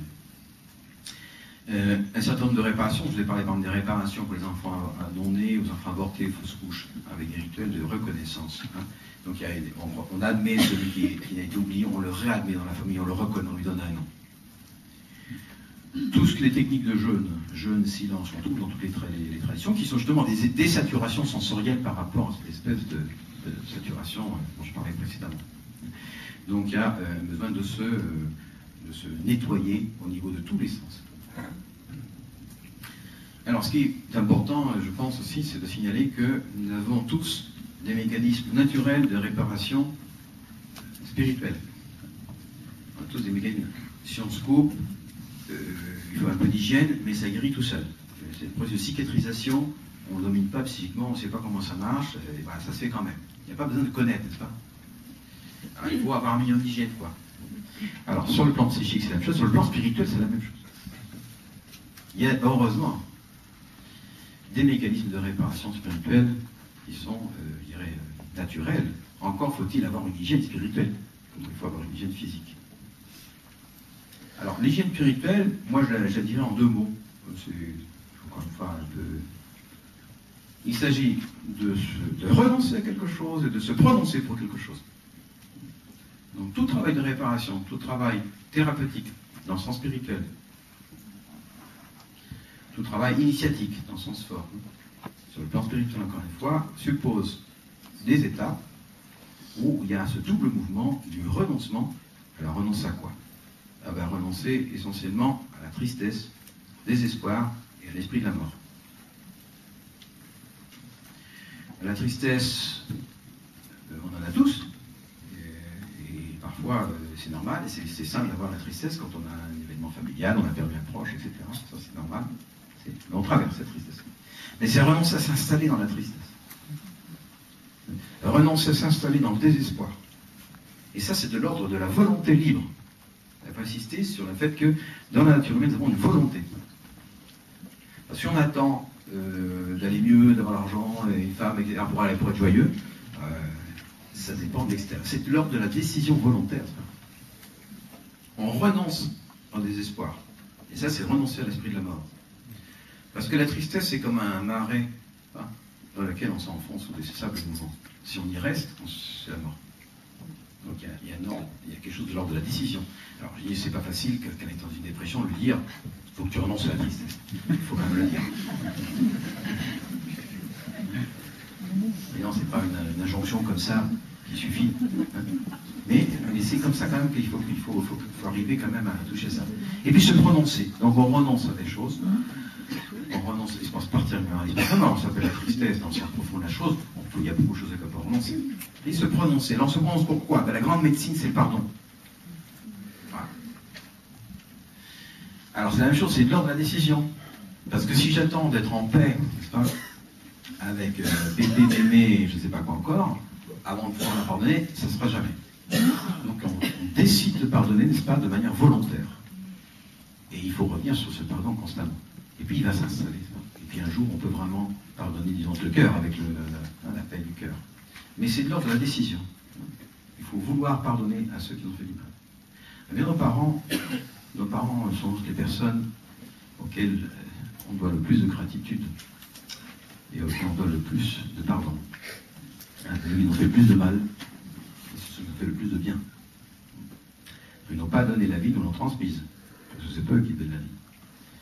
Donc on doit avoir une gratitude infinie pour nos parents, et on doit leur pardonner beaucoup parce que ils nous ont fait beaucoup de mal, sans le vouloir, bien sûr, la plupart du temps. Donc, ce sujet qui a cette infestation, cette transmission transgénérationnelle, n'est-ce pas? Vous disiez tout à l'heure souvent, va jouer le rôle, n'est-ce pas, d'un descendant sacrificiel. Hein? C'est-à-dire qu'il symbolise, il met en évidence, n'est-ce pas, le secret. Il donne à voir dans la manifestation, dans l'ordre du monde, hein, dans l'ordre de la manifestation, il va donner à voir ce qui est tu, ce qui est caché, ce qui est sous silence, ce qui est même oublié. Donc ce qui est de l'ordre des principes, ça se situe dans l'ordre des principes. Là on est dans l'inconscient, l'impensé, on est déjà dans l'ordre des principes, ça touche la dimension spirituelle. Mais ce serait une très grande erreur, à mon sens, de proposer ou d'offrir ou de réduire cet autre qui est infesté à une victime. Et je crois que c'est très important dans la thérapie, parce que si on opte pour cela, c'est-à-dire le pauvre garçon qui a hérité des choses épouvantables, le pacte de sang de l'arrière-grand-père, etc., on le transforme, n'est-ce pas, on ampute sa liberté spirituelle. Bon, la liberté, c'est ce qu'on définit comme être humain, et on a toujours un minimum de degré de liberté dans l'ordre de la volonté et dans l'ordre de l'intelligence. Parce que sinon, si on enferme l'autre là-dedans, ça c'est terrible. D'abord, il est déjà enfermé, parce qu'il est cloué comme un papillon là, avec tout ce qu'il a hérité. Et cette blessure que nous, on lui attribue, qu'on met en quelque sorte, peut se transformer, je sais pas, en colère, en vengeance, ou en refus de pardonner. Alors là, il est prisonnier à vie. Donc il faut arriver au pardon.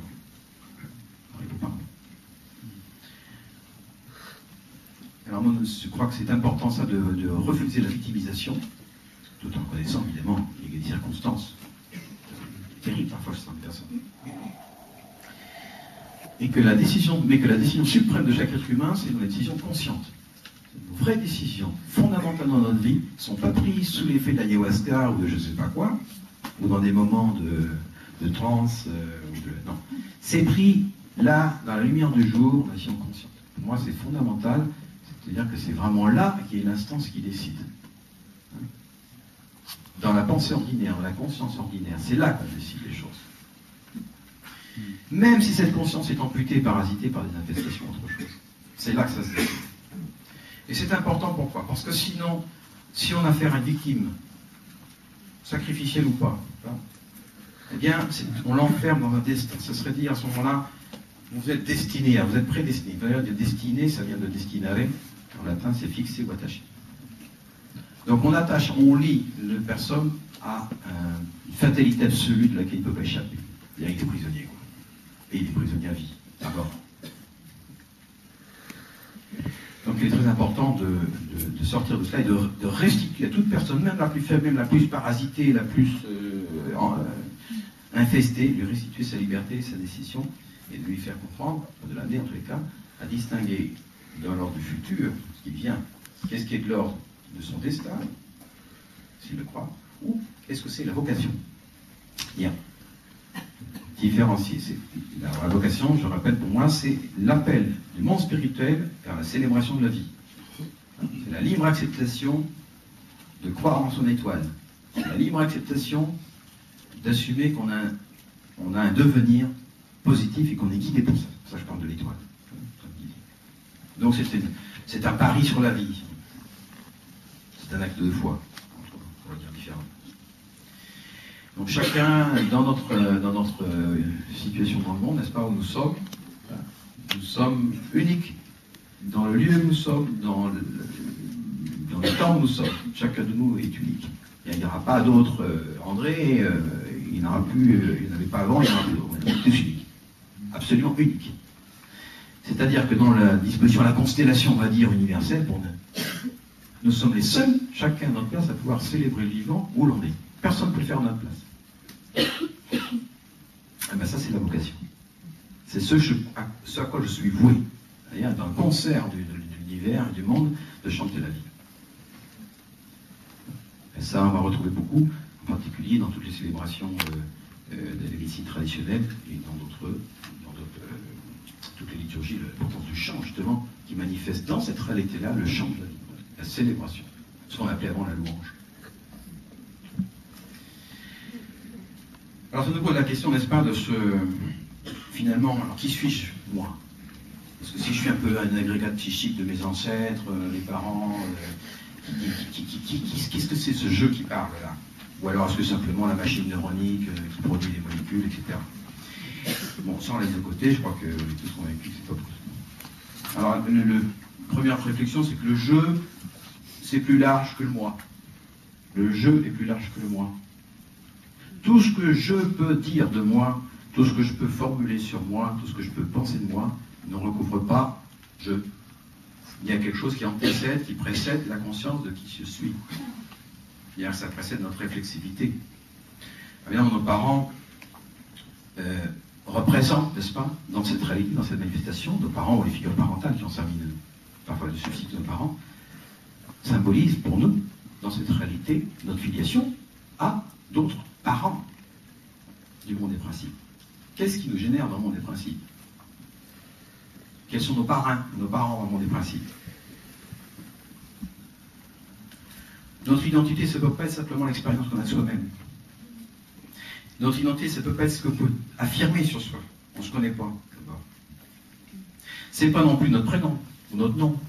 Le prénom, un peu le nom, c'est ce qui a un peu cristallisé au début, qui a permis d'associer, n'est-ce pas, les affects, les attitudes, autour de nous. Alors on s'est dit, tiens, ça c'est moi, ils en parlent de moi. Alors, oui, je suis un tel. Une prise de conscience, l'identité de soi. Et cet agrégat, n'est-ce pas, on existe avant d'avoir un nom, un prénom, et avant de le reconnaître. Ce qui fait que, quelque part, je pense que nous avons l'intuition, j'espère que vous la partagez avec moi, qu'il y a quelque chose en nous qui est d'une paternité plus radicale, n'est-ce pas? L'origine plus radicale, peut-être plus radicale que celle de papa-maman, et de ma conscience même que j'ai de moi-même. Alors on pourrait dire par exemple, moi j'ai été très frappé par exemple dans certaines personnes, la capacité de ce qu'on appelle maintenant la résilience, la capacité de récupérer des épreuves terribles. On voit des gens qui ont passé des choses absolument épouvantables, ils s'en sortent très bien. Parce qu'il y a quelque part en eux, dans au-delà de leur moi, il y a un jeu qui a vécu et qui a hérité aussi des choses extrêmement positives et pures et saines, etc., sur lesquelles il peut s'appuyer et se reconstruire. Ou simplement aussi comment on appelle ça, les souvenirs de la vie fétale. Donc il y a quelque chose qui précède l'identité. Et je crois qu'on peut assimiler, assurer qu'on ne peut pas se définir, on ne peut pas reconnaître qui l'on est simplement dans le là et maintenant, c'est-à-dire dans un ordre statique. Je m'appelle un tel, ma carte d'identité c'est ça, j'habite à tel endroit. C'est pas ça qui nous définit évidemment dans notre identité. C'est même pas dire maintenant je suis marié, j'ai des enfants. Qu'est-ce qui définit ce jeu profond?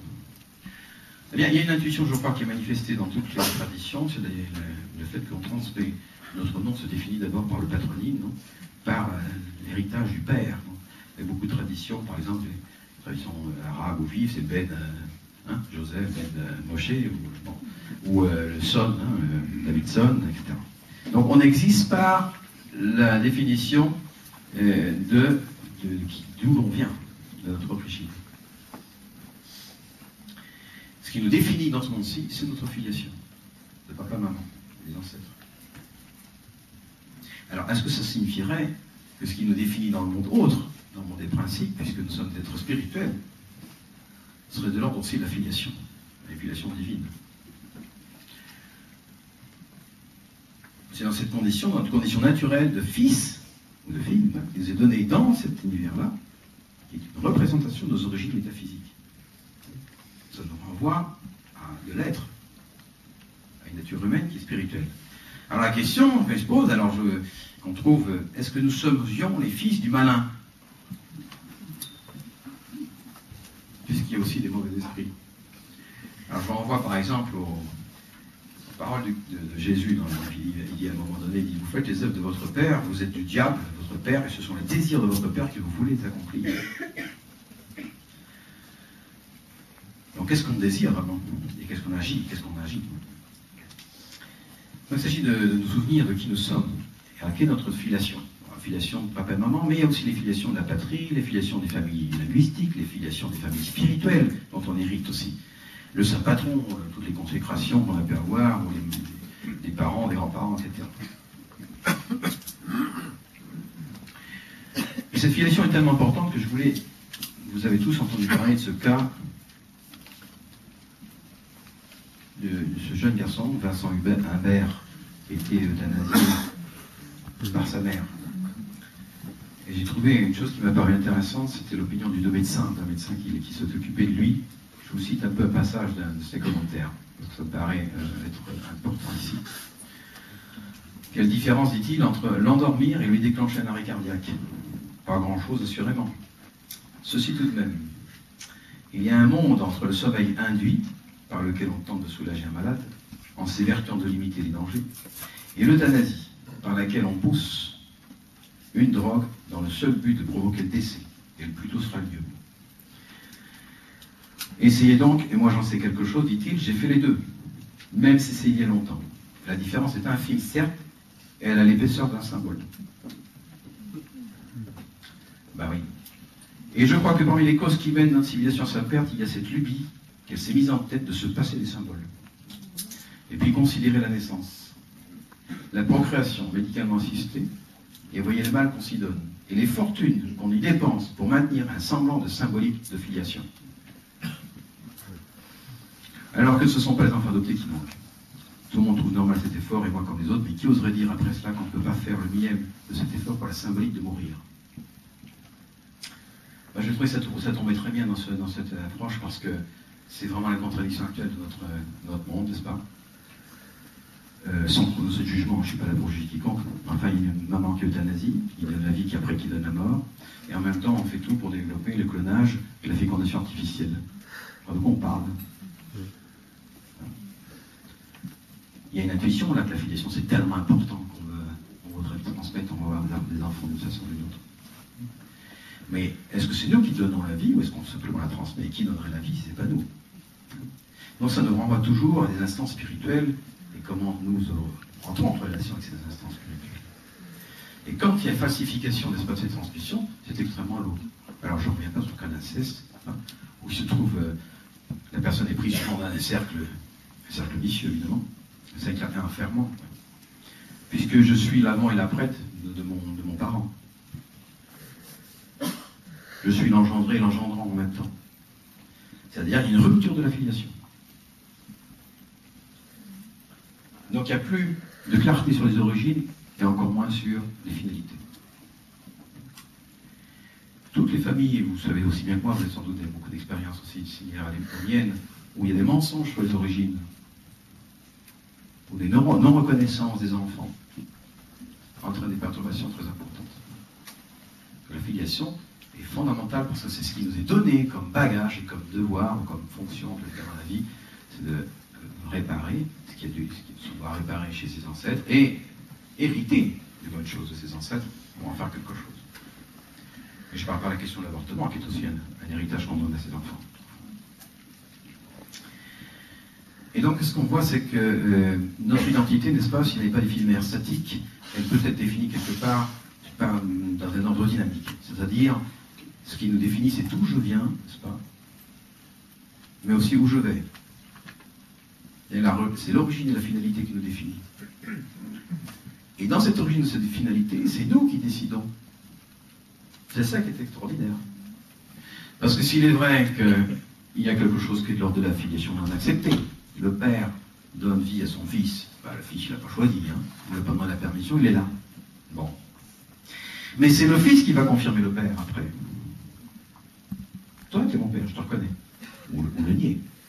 Donc c'est le fils qui fait le père.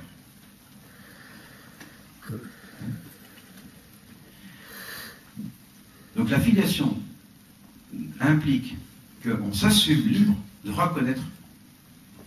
nous reconnaître fils. C'est un choix volontaire. On n'a pas choisi de venir physiquement, on peut choisir de reconnaître son père. Et cette même fonction qu'on applique dans la vie quotidienne, enfin dans l'ordre de manifestation, dans la famille, dans la constellation familiale, nous renvoie toujours, c'est ça qu'il faut comprendre, toute l'ordre de la manifestation nous renvoie toujours au monde des principes. Ça nous renvoie à quoi?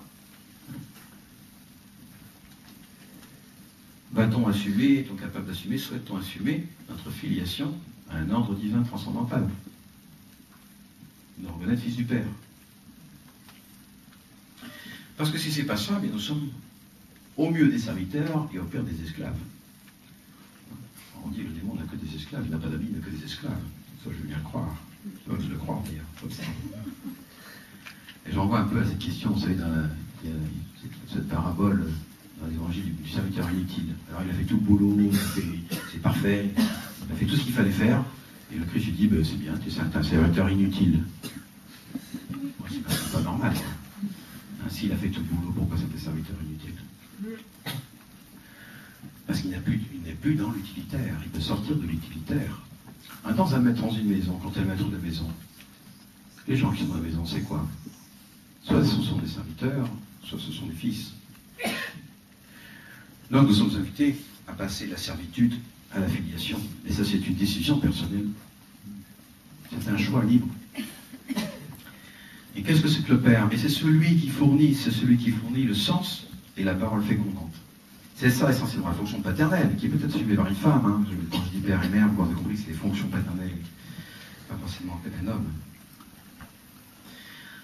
Eh bien, je dis, moi, dans mon observation clinique, comme encore, je vais avoir mon expérience, la première fonction du père, ou la fonction paternelle assumée parfois par des mères et par des grands-mères ou par des femmes, c'est de transmettre un sens à la vie. S'il n'y a pas de transmission du sens, s'il n'y a pas cette parole fécondante, on voit des personnes dramatiquement blessées. Il est nettement préférable d'avoir une éducation religieuse bancale, tordue, tout ce qu'on veut, mais d'en avoir une. Parce que si on n'en a pas, et ça c'est mon observation, quand je vois des personnes, vous savez maintenant c'est un peu la mode, quand il sera grand il choisira. Alors on ne lui dit rien, on ne transmet rien. Eh bien, quand il est grand, il n'y a rien à choisir, mais il n'y a rien. Il y a un vide intérieur, absolu. Il n'y a rien sur lequel s'appuyer. Par contre, si on a eu une transmission religieuse même tordue, on peut batailler, on peut s'appuyer dessus, on n'est pas d'accord, enfin, on peut se construire, n'est-ce pas? Donc le plus grand drame, c'est de ne pas transmettre le sens de la vie. Il faut que les parents signalent à leur enfant que la vie, c'est pas que fonctionner. Ça ne veut pas dire forcément transmettre une religion. Mais lui dire, quelque part, dans les mots, dans les gestes, dans les attitudes, n'est-ce pas, au-delà de ce qu'on vit, il y a autre chose, n'est-ce pas? Et ça fait sens. Il y a une cohérence de tout ça. Alors si on n'a pas été nourri avec ça, ce sont des terres désertes. Bien, mon observation aussi, clinique, et je pense qu'il y a peut-être des gens qui ont fait la même observation, c'est qu'on trouve beaucoup, et sans faire allusion, on a notre ami Pierre Corré, beaucoup dans le monde psychiatrique. Moi j'ai été frappé de ça, de personnel dans le monde de la psychiatrie, qui sont des gens qui ont vraiment n'ont pas été fécondés par la parole du Père. Ils sont tellement vides, ils sont à l'approche de la folie, ils sentent la folie, ils sentent le vide, et ils vont s'investir par exemple dans une fonction thérapeutique psychiatrique, infirmière psychiatrique, etc., pas de manière à être du bon côté de ceux qui ont les blouses blanches, quoi, pas le côté. Et alors, quand on explore ça, on voit en fait on voit une tour, une forteresse, n'est-ce pas, qui protège à rien. Il n'y a que des fortifications sans rien à protéger à l'intérieur. C'est que les personnes ne disent que dans leur résistance et dans leur défense. Enfin, il ne faut pas y toucher. Tant qu'on n'est pas capable d'aller semer à l'intérieur une petite graine et puis que ça pousse un peu. Et puis que... Non. Parce que là, si on touche ces défenses-là, on peut faire beaucoup plus de tort que... Donc la transmission du Père, c'est la transmission du sens de la parole fécondante. C'est un sens fondateur de l'existence et puis de ses vicissitudes et de ses souffrances. Pourquoi souffrir? Donc ça nous renvoie en quelque sorte à un choix de la vie, vous voyez. Et il y a une filiation qui vient d'avant, mais il y a la filiation qui va après. C'est-à-dire que quand je fais ce mouvement de reconnaître le Père, je viens du Père et j'y retourne. Donc c'est la source, c'est l'origine et c'est la fidélité. Et c'est ça qui donne mon identité, c'est l'identité de fils. Autre, à moins qu'on se choisisse d'autres pères. Je pense que la question des transgénérationnels nous renvoie, n'est-ce pas, au choix que nous allons faire d'une solidarité de nos ancêtres, une solidarité verticale, n'est-ce pas, mais qu'on peut assumer aussi dans une solidarité horizontale avec les gens autour de nous. Donc de la confiance et de l'acceptation. Confiance et l'acceptation qui précède la compréhension. Moi, c'est encore une fois une observation pratique et clinique dans le travail avec les plantes, dans le travail avec les initiations chamaniques, etc. Les gens posent des questions, alors il dira, j'aimerais bien savoir quelle est ma vocation, j'aimerais bien savoir avec qui je vais me marier, j'aimerais savoir... Et puis, est-ce que Dieu existe? Et puis... Alors, l'observation, c'est... Alors, avant de monter, il faut descendre. C'est-à-dire, avant de voir les beautés, il faut aller voir dans les profondeurs et les obscurités. Alors ça, c'est mathématique, ça, c'est une voie spirituelle. Donc, dès qu'il y a un processus qui se dit initiatique, et puis c'est beau, c'est génial, c'est super, il faut s'en méfier. Soit c'est faux, soit il y a la descente qui va pas tarder. C'est pas de la toxicomanie, les gens ils fument, ils consomment, pas. Alors ils ont le high, ça flotte en haut, et après c'est la redescente. Dans l'initiation, on dit c'est un peu comme au cinéma, mais il vaut mieux payer l'entrée. Alors on paye l'entrée, et comme ça, parce que sinon on nous attend la sortie, c'est double le prix. Il faut payer l'entrée, il faut vraiment faire un effort. Alors on est amené à faire un effort. Et c'est là-dessus qu'il faut s'appuyer. Donc les chants, par exemple, quelle est la chose essentielle pour pouvoir vivre sans sortir dans la vie? Ben, c'est l'hardiesse. Il faut être hardi, les gars. Bien. Prendre la décision. Ben, on prend la décision sans savoir. Parce que si on attend de comprendre pour prendre la décision, on ne bougera pas, ça c'est sûr. Et c'est que quand on a pris la décision, quand on a fait le choix de la vie, ben, que les compréhensions viennent, c'est pas mauvais de comprendre, il n'y a pas interdit de comprendre, loin de là d'ailleurs. Ça ne s'oppose pas du tout à la raison. Mais il y a un ordre des choses, pas? Et l'ordre des choses, c'est d'abord l'adhésion assumée, volontaire et libre, la confiance. Un acte de confiance, un acte de foi, un acte de confiance dans la vie. Que la vie gagne sur toute chose, gagne sur la mort. Moi, je veux dire que j'ai été... j'ai eu cette expérience un jour, n'est-ce pas, dans mon processus avec les plantes. Un jour, j'ai de voir cette connexion avec l'affiliation, le Père, que le Père existe. Et j'ai trouvé que c'était un repos extraordinaire. Ne plus avoir à tout porter. C'est un repos extraordinaire. C'est ce que je vous souhaite aussi. Mais est-ce que l'adéquat de l'affiliation, c'est tu ne seras plus jamais seul. Et on peut être dans une relation de connaissance et de reconnaissance du Père et de ses assistants, parce qu'il y a beaucoup d'esprits, je résume. Donc pour terminer, si on comparait, on peut le faire en prenant la théorie du chaos, on parle des systèmes vivants, vous avez des systèmes d'information qui vont accumuler des informations jusqu'à une certaine saturation du système. Si nous sommes des systèmes vivants aussi, nous accumulons des expériences, des sentiments, et puis un moment où il y en a trop, et puis on sent qu'on va péter les plombs, qu'on arrive au bord, à la limite, à la frontière, on ne sait plus ce qui va se passer. Bon. Alors dans la théorie du chaos, on dit, mais là, c'est la crise émergente. Hein. Alors à au bord, il faut absolument réordonner le système avec d'autres composantes, passer à un niveau supérieur. Hein. Alors, c'est la crise émergente. Alors, vous avez deux choix, deux options. Soit c'est le saut néganthropique, on va vers la mort, soit c'est anthropique, je crève. Soit je dis, je vis et je passe à un niveau supérieur, je ne sais pas ce que ça va être, n'est-ce pas? Je fais le pari de la vie, soit je meurs. Et bien dans ce moment-là, dans ce moment de choix, des choix qui sont constants, on fait dans notre vie, et qui peuvent à un moment donné être très importants, des années. Là, il y a un petit espace, c'est l'espace de la délibération interne. C'est là que s'exerce le libre choix et la libre volonté, la libre intelligence. Là, on est tout seul. C'est à cet endroit-là qu'on peut choisir la vie. Quand on fait ce choix-là, il y a un moment de retour sur soi. Qui suis-je? Et un moment où on fait mémoire. On se rappelle. Je vous dis ça parce que moi j'ai vécu ça. Et je me suis souvenu que j'avais toujours vu la lumière. On m'aurait demandé ça 2 heures avant la crise. Donc je crois qu'on sait profondément nous-mêmes, dans la mémoire de d'où l'on vient et où l'on va. Et il nous est demandé de dire oui, non. On ne va pas dire non, si d'ailleurs. Mais c'est ça que je pense que nous sommes amenés à partir d'un processus spirituel, c'est pas? C'est la sagesse, dans le sens du mot grec, sagesse, aletheia, c'est le non-oubli. N'oublions pas qui nous sommes. Et faisons mémoire de notre essence, de notre origine et de notre destin. Je vous remercie.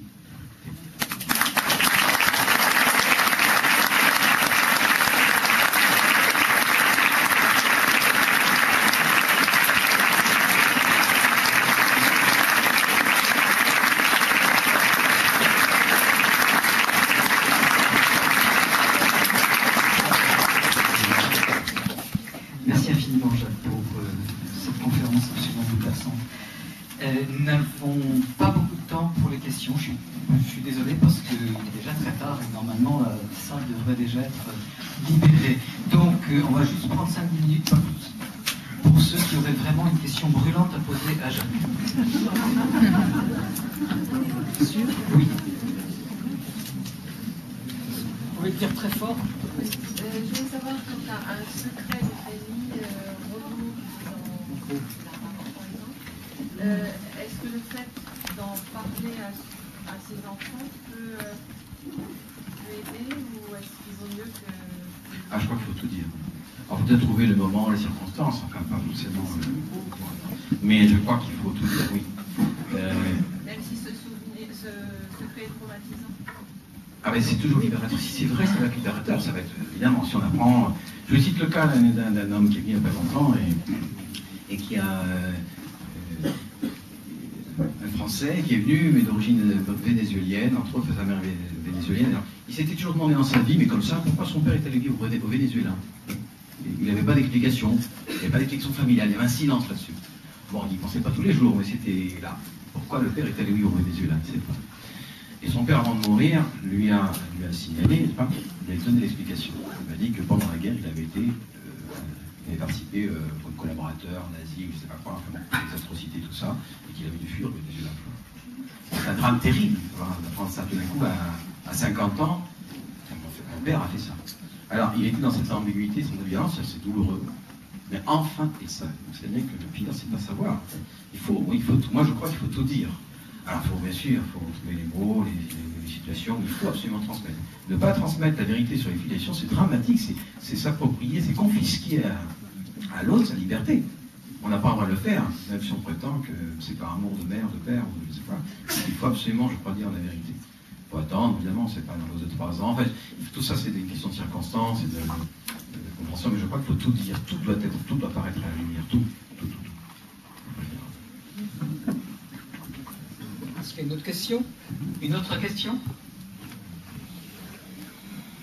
Oui. Alors, une autre question. Juste très rapidement. Donc expliquer, je crois, par rapport justement à ces poids transgénérationnels, c'est quelque chose qui se guérit apparemment plus ou moins de façon, on va dire, spirituelle, plus que psychologique ou médicale. Et dans notre société française, ici, je me pose un petit peu la question, l'autorité aujourd'hui spirituelle, l'église du coin, ou la mosquée, ou n'importe quel temps, est-ce que les personnes n'ont pas franchement l'air d'être très compétentes à ce niveau-là? Ça a été perdu. Mon copain Marcel, s'il a un poids à ce niveau-là, comment il va faire pour pouvoir justement accéder à une guérison spirituelle?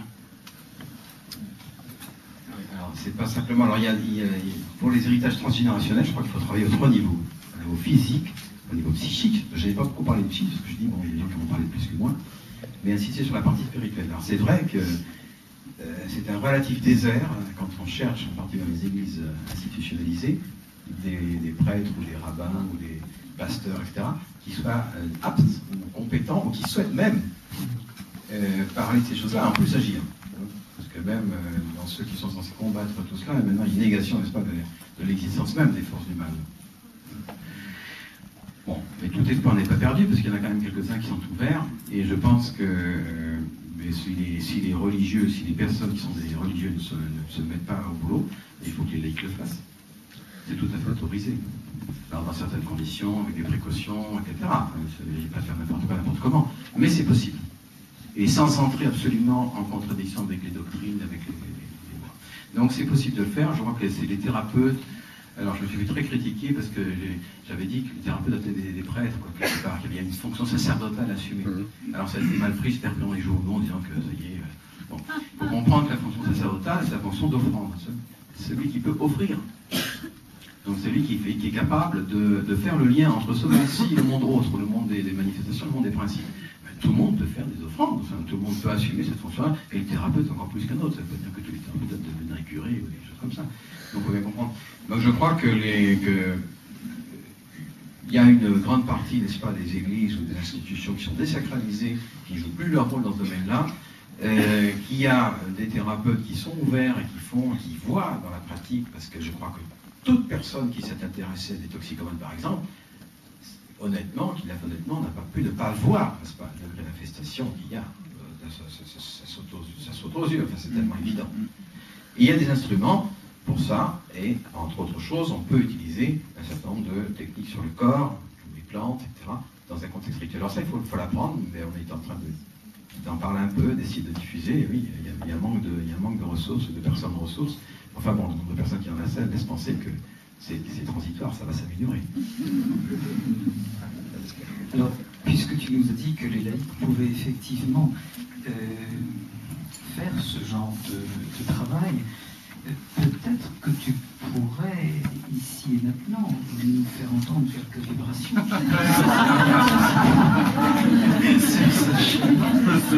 pour conclure cette conférence, par exemple. Donc, et nous conclurons là-dessus, si tu veux bien, Jacques. Merci. Je vais avoir encore une fois. Essayer. C'est pas vraiment un contexte adéquat, mais ça fait un...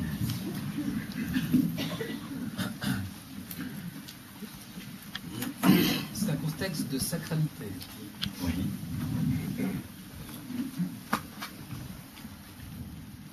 Alors, je vais faire un chant qui est utilisé dans les cérémonies, et en français. Les chants qui sont utilisés sont des chants qui sont inspirés, qui viennent dans des rêves. Ce chant-là, c'est un chant qui sert particulièrement pour traiter les blessures de l'enfance. Et donc, en particulier, les blessures, les enfants blessés par leurs héritages transgénérationnels.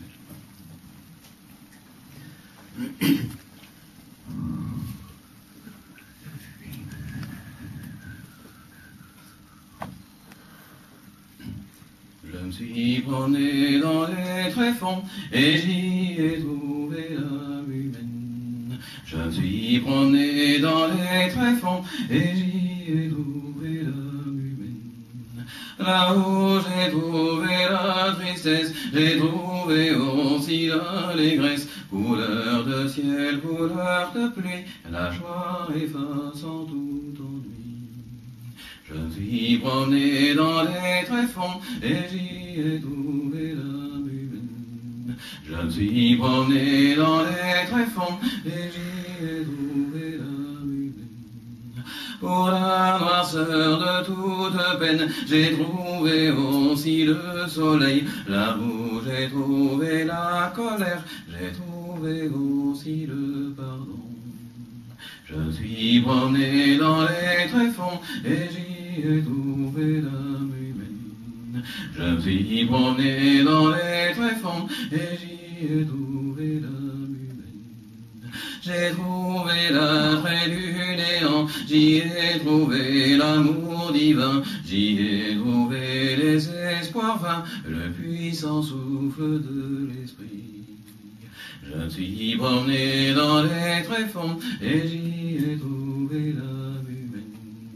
Je me suis promené dans les tréfonds et j'y ai trouvé l'âme humaine. J'y ai trouvé l'aridité, j'y ai trouvé les greniers pleins, la sécheresse sur les blés, la bienfaisance de l'ondée. Je me suis promené dans les tréfonds et j'y ai trouvé l'âme humaine. Je me suis promené dans les tréfonds et j'y ai trouvé l'âme humaine. Blessure de toute maladresse, la méchanceté des passions, j'ai trouvé aussi la hardiesse, le cœur de toute guérison. Je me suis promené dans les tréfonds et j'y ai trouvé l'âme humaine. Je me suis promené dans les tréfonds et j'y ai trouvé l'âme humaine. J'y ai trouvé toute bassesse, suintant le fiel et le venin, le doux regard de la tendresse, illuminant l'esprit humain. Je me suis promené dans les tréfonds et j'y ai trouvé l'âme humaine. Je me suis promené dans les tréfonds et j'y ai trouvé l'âme humaine. Orgueil et folie de Narcisse, en en contemplant son reflet, chemin d'ivresse lui du Fils, par sa docile humilité. Je me suis promené dans les tréfonds et j'y ai trouvé l'âme humaine. Je me suis promené dans les tréfonds et j'y ai trouvé l'âme humaine. J'y ai trouvé un simple membre de la communauté humaine, cherchant à tâtons le chemin où rien ne sera plus pareil. Je me suis promené dans les tréfonds et j'y ai trouvé l'âme humaine. Je me suis promené dans les tréfonds et j'y ai trouvé